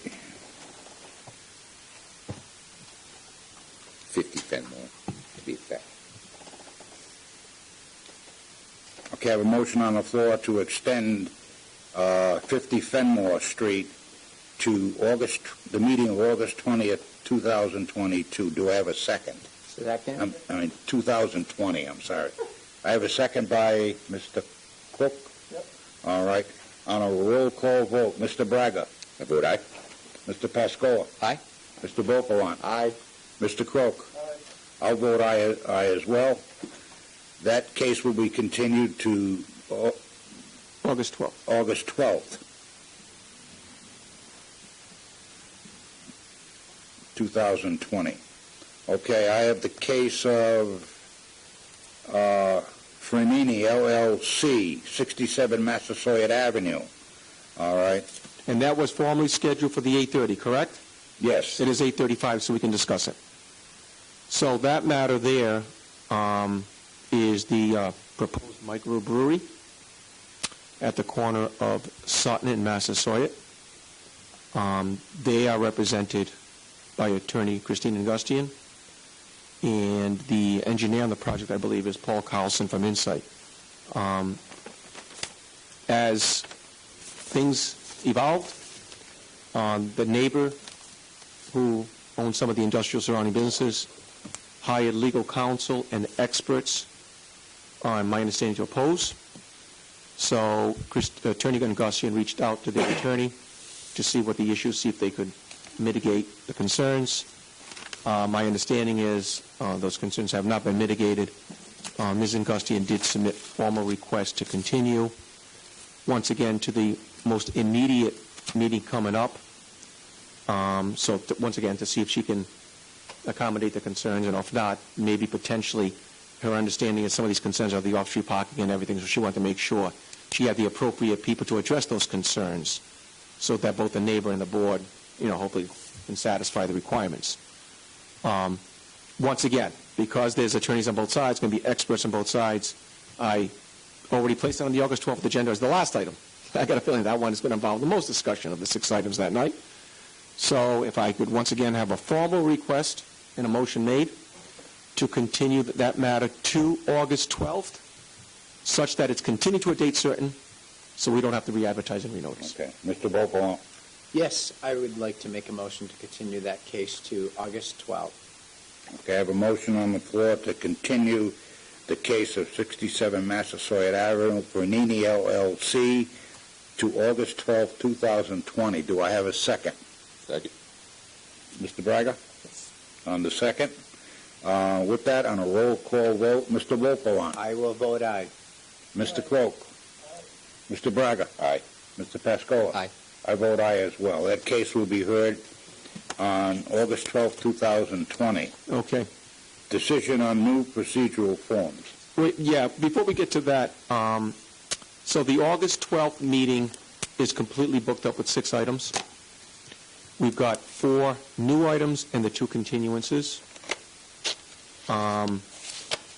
And I went ahead at Council's direction, and I agree with him. I just posted everything every half hour. I got a feeling some of these are going to be overlapping, but I'd rather have overlap than lagging time and just sitting around. So people are going to have to wait, But at the same time, I'm not having them all rushing at 6, because then we'd have a lot of people. So I think it's going to run well on August 12th. For September 2nd, getting back on our regular schedule, I would like the direction of the board, but I really only want to post 2 meetings that night. If the Furlan matter on Merrick Road is ready, I'm still waiting on a revised application. He engaged Attorney John Shikachi.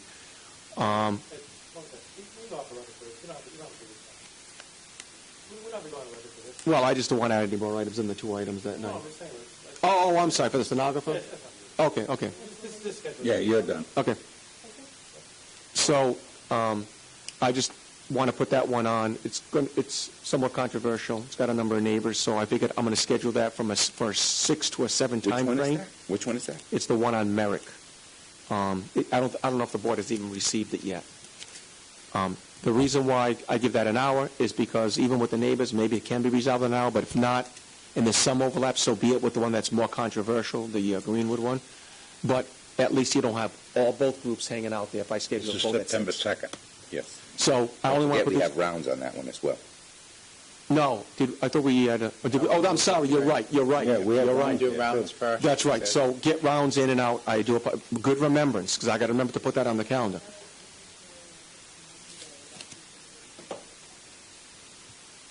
Oh, really? Yeah, you're right. We did continue the other shed, too. We gave them 2 months. Yeah. That's September. Wow. Oh, yeah, from the meeting the other day. Oh, well. It is what it is. One will be at 6, one will be at 6:15, and then I'll start the other one at 6:30. It is what it is. Thank you.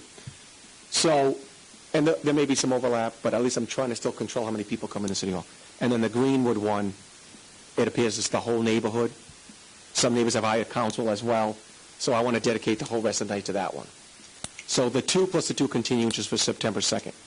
So my question to this board is, now I've got other people inquiring who want to start coming forward. Are we going to put off them till October now? Or do you want to have a second meeting in September and schedule it now so I can start telling applicants? Is the board available the 2nd or 3rd Wednesday of the If you're month? willing to double my pay, I'll do it for the meeting. Yeah. Yes, zero. Well, Gary, I'm going to give him 4 times the pay. So at some point, we have to figure out the board member problem, because if it goes in October, unless Florida doesn't clean up its mess, I could be away. In October. Yeah, in October. So then we're going to be short of board members anyway. Right, so You maybe know. the best thing to do is, can we already pull the board, this board, we only have 5 members. If you're available the third, not the third, it'll be the third Wednesday in September, so you would do the first and third, which is, 16th? so you'd be September 2nd and September 16th. Why do I have a dot there? Oh, I'm not available the 16th. What about the Monday? How about the 2nd and, What about that Monday, the 14th? oh, we can do that? Monday's a pretty easy night. We'll be Okay. doing that. Is the board available the Monday, the 14th? September, right? September. Yeah. I think so. I am. Okay. All right. Do you want to pick another day so the solicitor can be here? You sure? Okay. So, and that way, potentially, we just won't have a meeting in October, right? We have a quorum problem. Right. I don't know where Pierce condition's going to be like. Maybe they'll have appointed another member by then. I don't know. We're working on it. The 14th is also planning board, 7 o'clock. They don't meet in this chamber, do they? No, but there may be conflict. So how about the 23rd? The 23rd is good. Is the 23rd good for you? It's a Wednesday. Yeah, it's a Wednesday. Is Wednesday tougher for you? Yeah, in general, but not terrible. No, For the let's do 21st. that. How about the All right, 21st Monday? Let's do that, yeah. So how about 2nd the Wednesday and 21st Monday? Does that work for everybody? Yep, works for me. We don't need, Council? 21st? okay, we don't need a motion on the 2nd because that's already part of your annual calendar that you made a motion at the beginning of the year and it's been posted. But the 21st is a special meeting. We can agree to that, make a motion? You know? Yeah, all right. Good. And it is. I'll start telling applicants that, So are you saying that we will not have an October meeting? We don't know yet. we don't know yet. No, so, not the sound. It's the 7th, right? That would be the 7th of October? I'm probably That would not be- available on the 7th. Yeah, I was going to say, I don't Yeah. think I'm available. So- Two of So them. let's do this. By the 21st, right? I'm going to try to pile on as many as it comes along the way. We're talking 2 months out from now, right? I'll try to pile on as many as I can. Who knows? Maybe things will have changed, and maybe they won't. Maybe they'll have gotten worse. I don't know. But I'll do my best to get as many on as I can. And because it's so late in the month, maybe we won't even have an issue with October. And then I'll start telling them, like, instead of 4 weeks, 5 weeks later, which will be the beginning of November, is when we start to the regular hearing date. But we'll play it by ear. All right, so we're doing the 21st, well, we need a motion for the 21st. Well, the council says we don't. You schedule it? Okay, so we're on the 21st. So the next 3 meetings are August 12th, September 2nd, and September 21st. Correct. It's 6 o'clock, right? They all start at 6. Well, everything's 6. So the 12th, we got 6. September 2nd, I'm anticipating the 2 continuances and the 2 new controversial ones. I'm anticipating. And then the 21st, I already got 1 in the pipeline, I already know. An expansion on the service station down on Willard Avenue.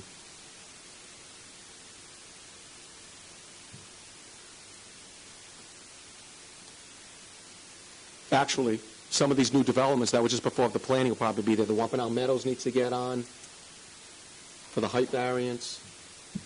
So we probably already have quite a few of that September 21st already. They're probably not going to be happy that they're going to wait 2 months to get on a zoning board now. The backlog is clear. The backlog on those couple of continuances is now completely cleared out.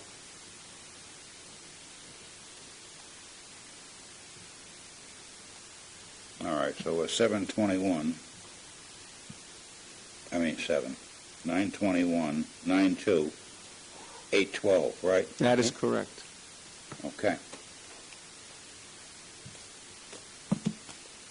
Did you want to move on? That's at the board's pleasure. Might as well get it done. We keep continuing it. Sounds good? All right. So what I did with those forms was a couple of things. Number one, state law, via the zoning enabling legislation, establishes the burdens that are required by law for all applicants to meet. There are specific burdens for the granting of a dimensional variance, specific burdens for the granting of a use variance, and then for the special use permit. And then, of course, there's things, when somebody appeals me, those are completely different as well, but I'm talking about the common ones that come before the board.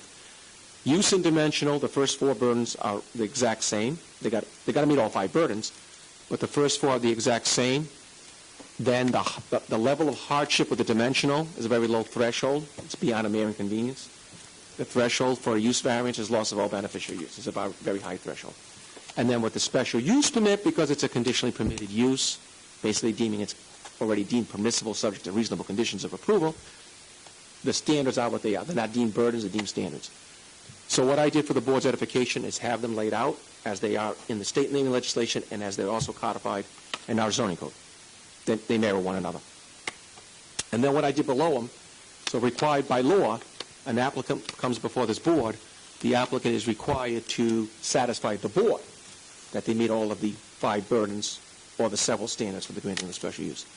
And of course, a lot of times it's lay people, so the board tries to elicit those findings, right, from them. And I put lines below, because I know a lot of times there's so much testimony, and then the board is trying to remember at the end. Some people do take notes and so forth, I know, but so I put some lines there. So if somebody hits something on one of them, says, that addresses that, boom, you can write it down. And I figured I'll give sheets to everybody in their packets, depending on how many agenda items there are. For every case? For every case. I like that. So if there's 4 cases, I'll put 4 of them, because you can write the case number at the top and everything, who testified and so forth. So we have a really clean record going forward in every file. And then you can, like, jot down. And remember, it's not the responsibility of any one member to come up with all of the findings, but, you know, you may have said, oh, yep, Mr. Beauplant did hit on the least relief necessary. He's with the findings he found to address that. On this one, I found that they met this burden on these findings, and that way all the 5 findings. Because what happens, as Counselor can tell you, when things do get appealed, they don't get appealed that frequently. More often than not, a lot of things get remanded back, because there was just not enough findings for the courts to determine whether the decision for or against approval or denial, in fact, did support that conclusion, right? So I'm thinking that will help the board. You can give me direction at the end of this. I also put a sheet there where, like I said, you can write the case number and everybody who's testifying, who isn't, room for condition of approval if you so desire. So everything's nice and clean and neat in the file system, So that was the intent of this. The board finds it helpful. No, I think I like them. It's just we only had 1, so I was looking at it, I was like, well, it would be nice if we could have them for every case, right, and then we could use them. So I figured I'll paper clip it to each petition, each one, so that way you can be reading things into the record. We can collect them at the end because some people may have different findings from others. They get attached with the chairman who signs the original. Oh, you want to collect them? Yeah. Oh, all right. Yeah. I like to do Well, that. I'll tell you why. No, but I'll tell you why. It's because a lot of times you're reading things into the record, and I'm trying to get decisions out as fast as I can. Cassie is typing these minutes as fast as she can, but I'm also trying to get decisions out, so I'm relying on either notes I've taken or things from memory. If I have the findings across everybody, All right, so I can just put I those won't doodle on those. Is that legal, though? So if I forget to mention, like I did in the use the other night, but I documented it and passed that in, does it go on the record? Because I didn't mention it with the applicant there. What do you mean? So the other night I forgot, I wanted to add the lack of beneficial use and say that I thought that this actually meets lack of beneficial use because it's been 7 years and this and that, right? And I forgot to say that part, right? But if I had passed in that piece of paper, could you then include that and say, well, he was there? Well, he documented technically, it? no, because it wasn't. it's not on the record. That's why I'm hoping that maybe if you write it on this sheet, then you have a template from which you're reading the findings that you did, right? As information was elicited. But let's be honest, if you're collecting them and it went in, and then somebody forwarded it, I don't know, does the court listen to the transcript? No, they get the transcript. Yeah. Do they? Yeah. Okay. Yeah, when it goes on appeal, they get the transcript. Look, the likelihood of an appeal is slim and none to begin with. Then the likelihood that they're going to scrutinize I'm very careful, right? I've been to enough meetings. Where I see people reading stuff into the record, and people said, where'd that come from? That was never even stated. I've learned, if I don't remember it being said, it's not going into those, because the board is good about these variances, right? The board says it was a corner lot. They had 2 front yards, right, which it's a higher threshold of setback. They don't have the small 2 side yards, typical 8 foot. Now you got 15 feet. The house is already at 4 foot. The board usually kind of repeats a lot of these really good findings, and I know, and I incorporate those in, so it's If it's something really incredible that was written down and not said, I'm just not going to include it, clearly. You know, if you forgot to say, you forgot to read into the record, so be it now, you know. Okay. Does that sound good? Yeah. Was there To me, it does. any modifications, any changes you wanted to those forms? Do you still want to review them further and have an opportunity? I mean, honestly, I didn't, because I didn't really utilize them, I didn't, How about but this? I did look them over. How about this? There'll be a test case for the August 12th. Sure. And if you find something that night at the end, says, hey, yeah, you know what, now that we worked through this and we're applying it, maybe if we had done this, and then I'll just tweak it. So I do have the burdens, Yeah. because of the way we do it and we Yeah. read them into the record. Is it necessary to say Rhode Island? Right. So I'll refer that to the counselor, because a lot of communities don't read the burdens because that's what they're supposed to address. You just state the findings. Mm-hmm. But I know how the board does it. Other communities do the following. Some communities at the outset say, if you're here for a dimensional variance, here are the 5 standards you need to meet. You've got to satisfy them. If you're here for special use, communities like Lincoln, before every single one, when a guy gets up, he goes, what are you here for? Dimensional variance. Yes. Let me tell you the 5 burdens you need to meet, and then they don't read them at the end.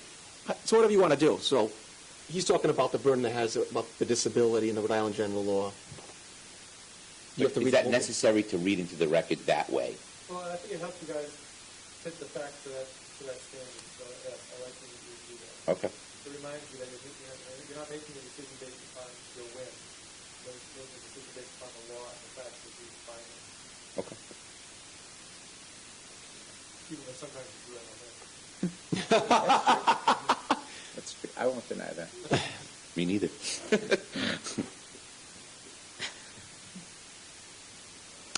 So let's apply them.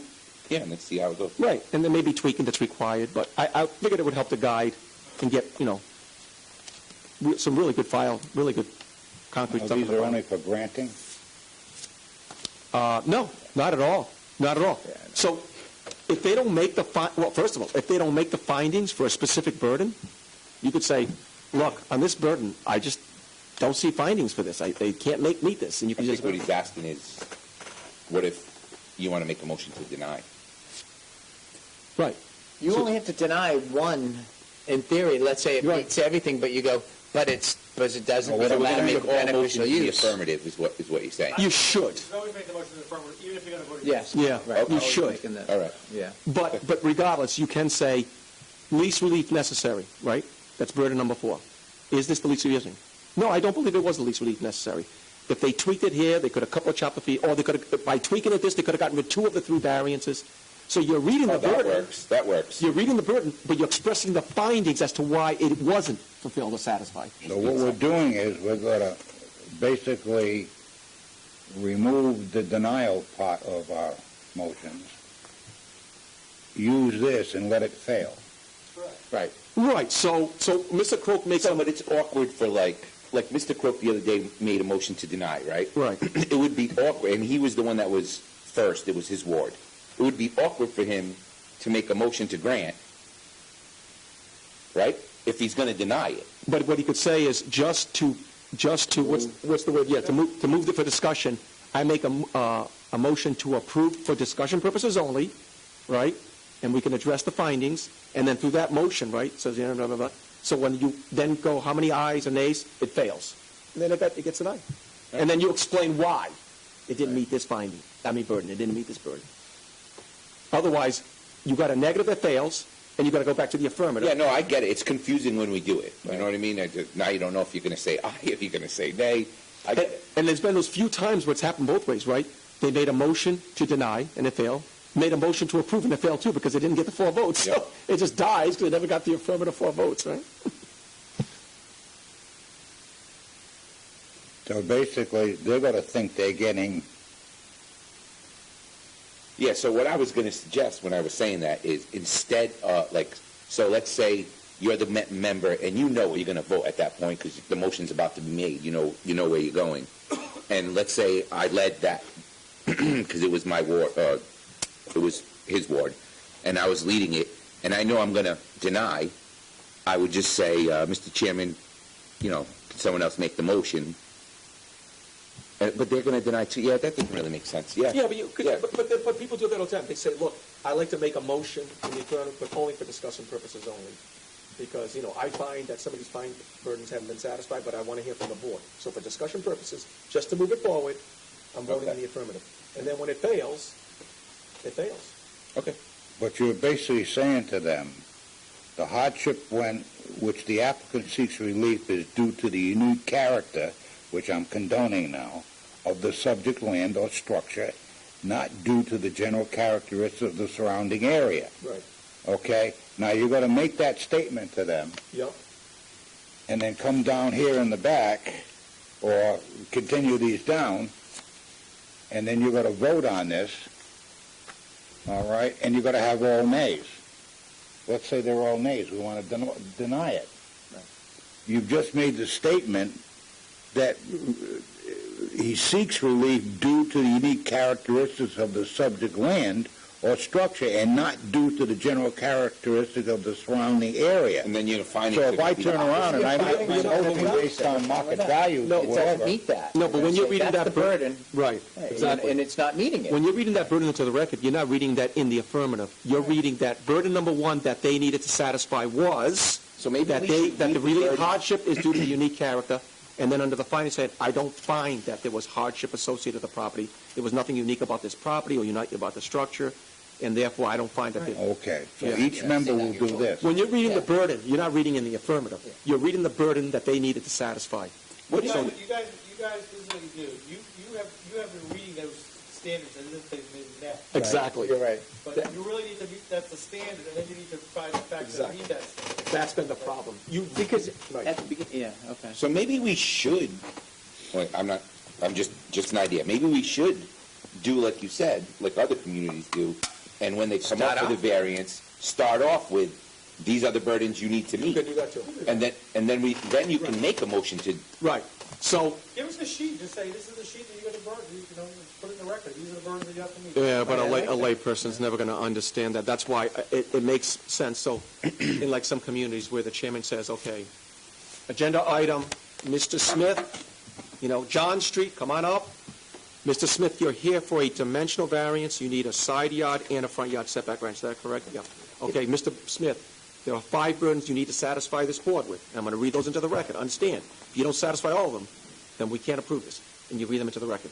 You put them on notice. So the beginning of this, though, causes you to do the affirmative, right? Because it's based on all the evidence presented to the zoning board of review and the personal blah, blah, blah. The zoning board of review hereby finds pursuant to X, Y, and But Z. it does not find. Right. But I Right, and we're not well, finding it, so it does lead But you right that now, I way. did that because that's what you've been All doing right, it. And I yeah, said, I this see. is the, what I'm saying, that's how Right. you've been doing it. Right, And I said, this is all right. That's fair. but the new motions say that? Say hereby fine? Yeah. So maybe But we why should don't we not say that. Why don't we agree to change it and at the start of it, we can go, these are the motions that, this, you're here for a special use permit. The use must be compatible with the neighboring land uses. The uses should not create this. And I think it makes it easier for us to Right. hear that in the beginning. Right. Yeah, I know we've all been here for a long time, but still, And it's good. And for the crowd, Not everybody up there understands Right. it either. correct. Yeah. Oh, that's the Yeah. problem. Lay So- people will never understand. So you try to elicit from them, right? Right. Most communities are trying to be good. If we were just robots, ma'am, you haven't met the letter of law. Bye-bye, you're denied. Right. I mean, that's right. If we were robotic, most of them don't address all 5 because they don't understand it. Right. And we're going to make everybody hire lawyers for a small... No, Yeah, right. no, But- yeah. So that's what communities do. Well, All yes. for hiring lawyers. But, You So- can't have enough. So as Mr. enough people hiring Mr. lawyers. Beauplan said, so you could do it that can't at have the beginning of enough each application, because somebody may be there for a special use, or somebody may be there dimensional. Some are there for both.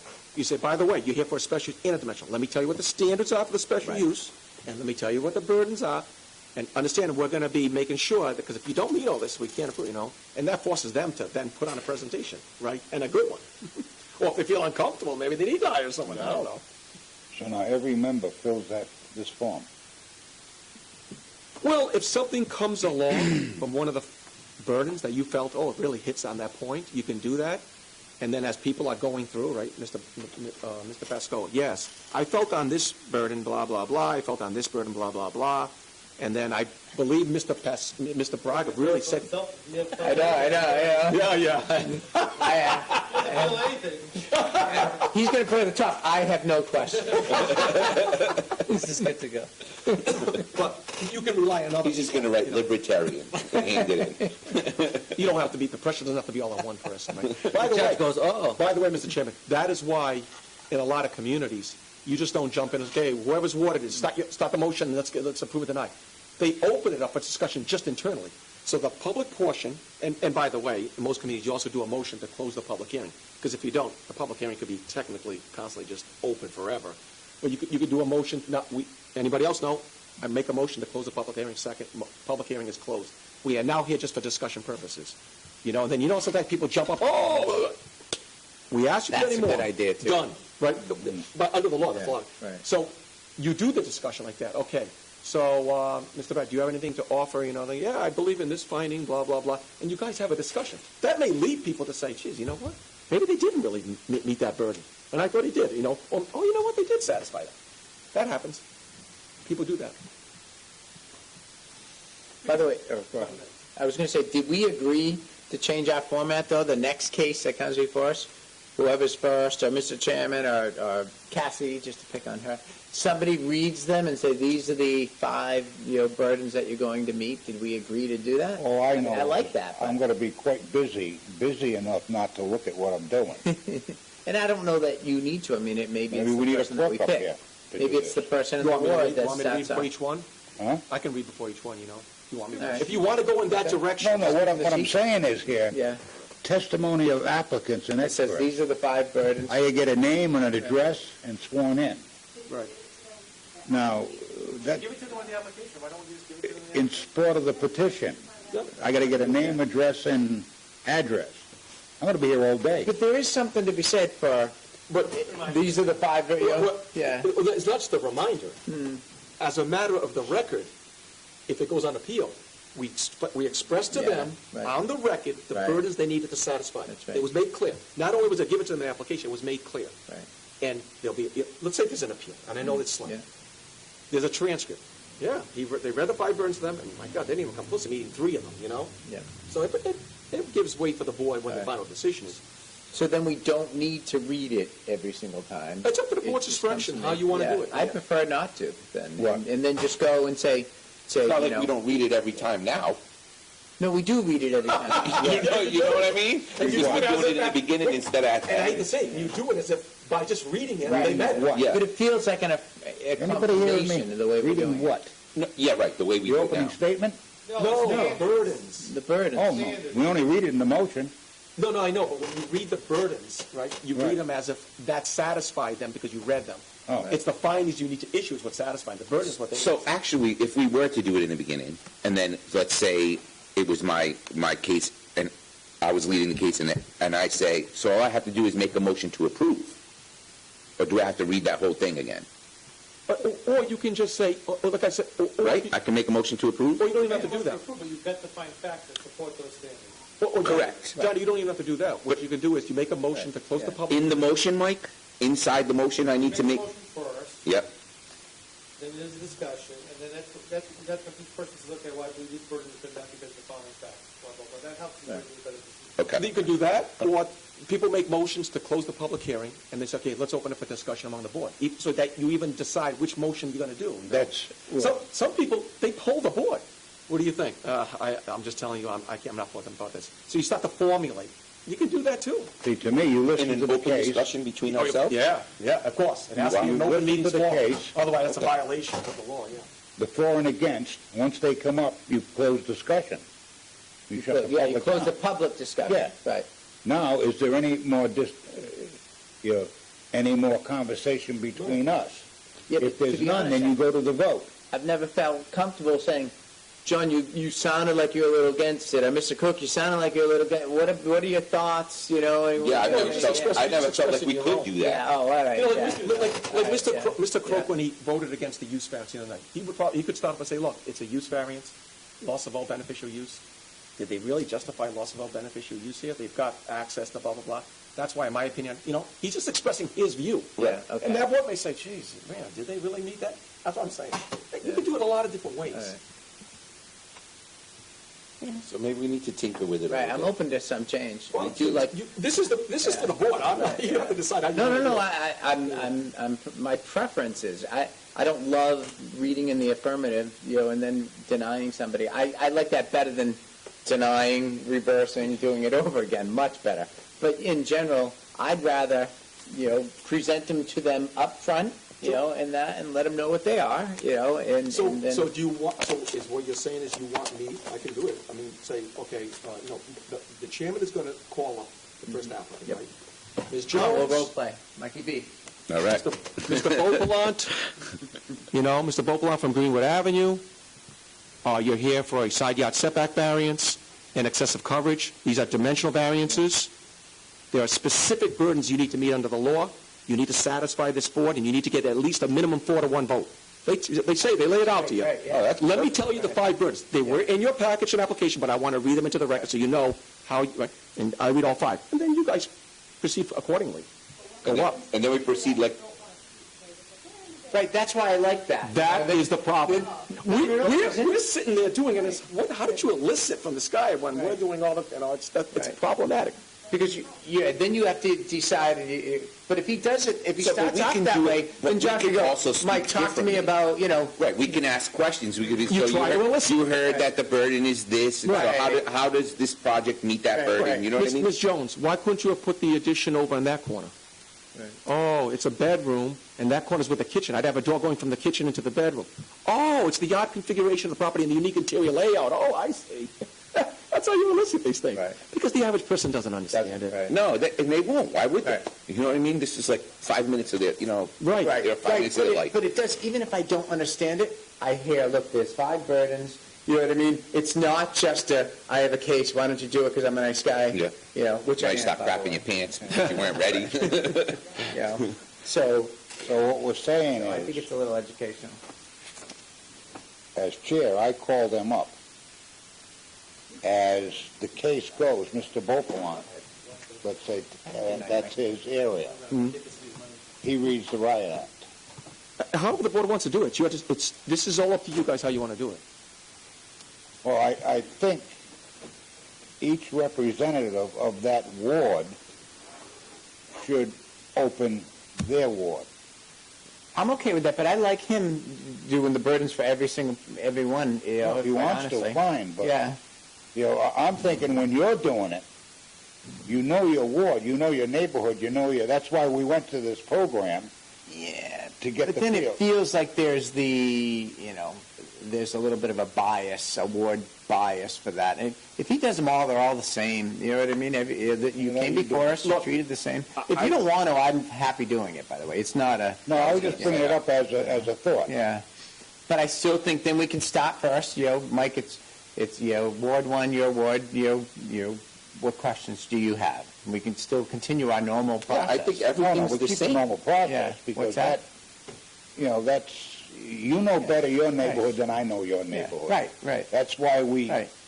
years ago, they weren't appointed by the sections of the city. No, I like starting in my ward. It gives me the opportunity to ask certain things that I might, that I want to make sure I heard or whatever, So, but I still Make like the make a motion to doing it. adjourn. Yeah. Get a I'm motion fine to with that adjourn. too. Well, it is no As long as stop. he knows what to do at the next meeting, I'm good with that. Thank you. I got work tomorrow. So moved. Okay. So,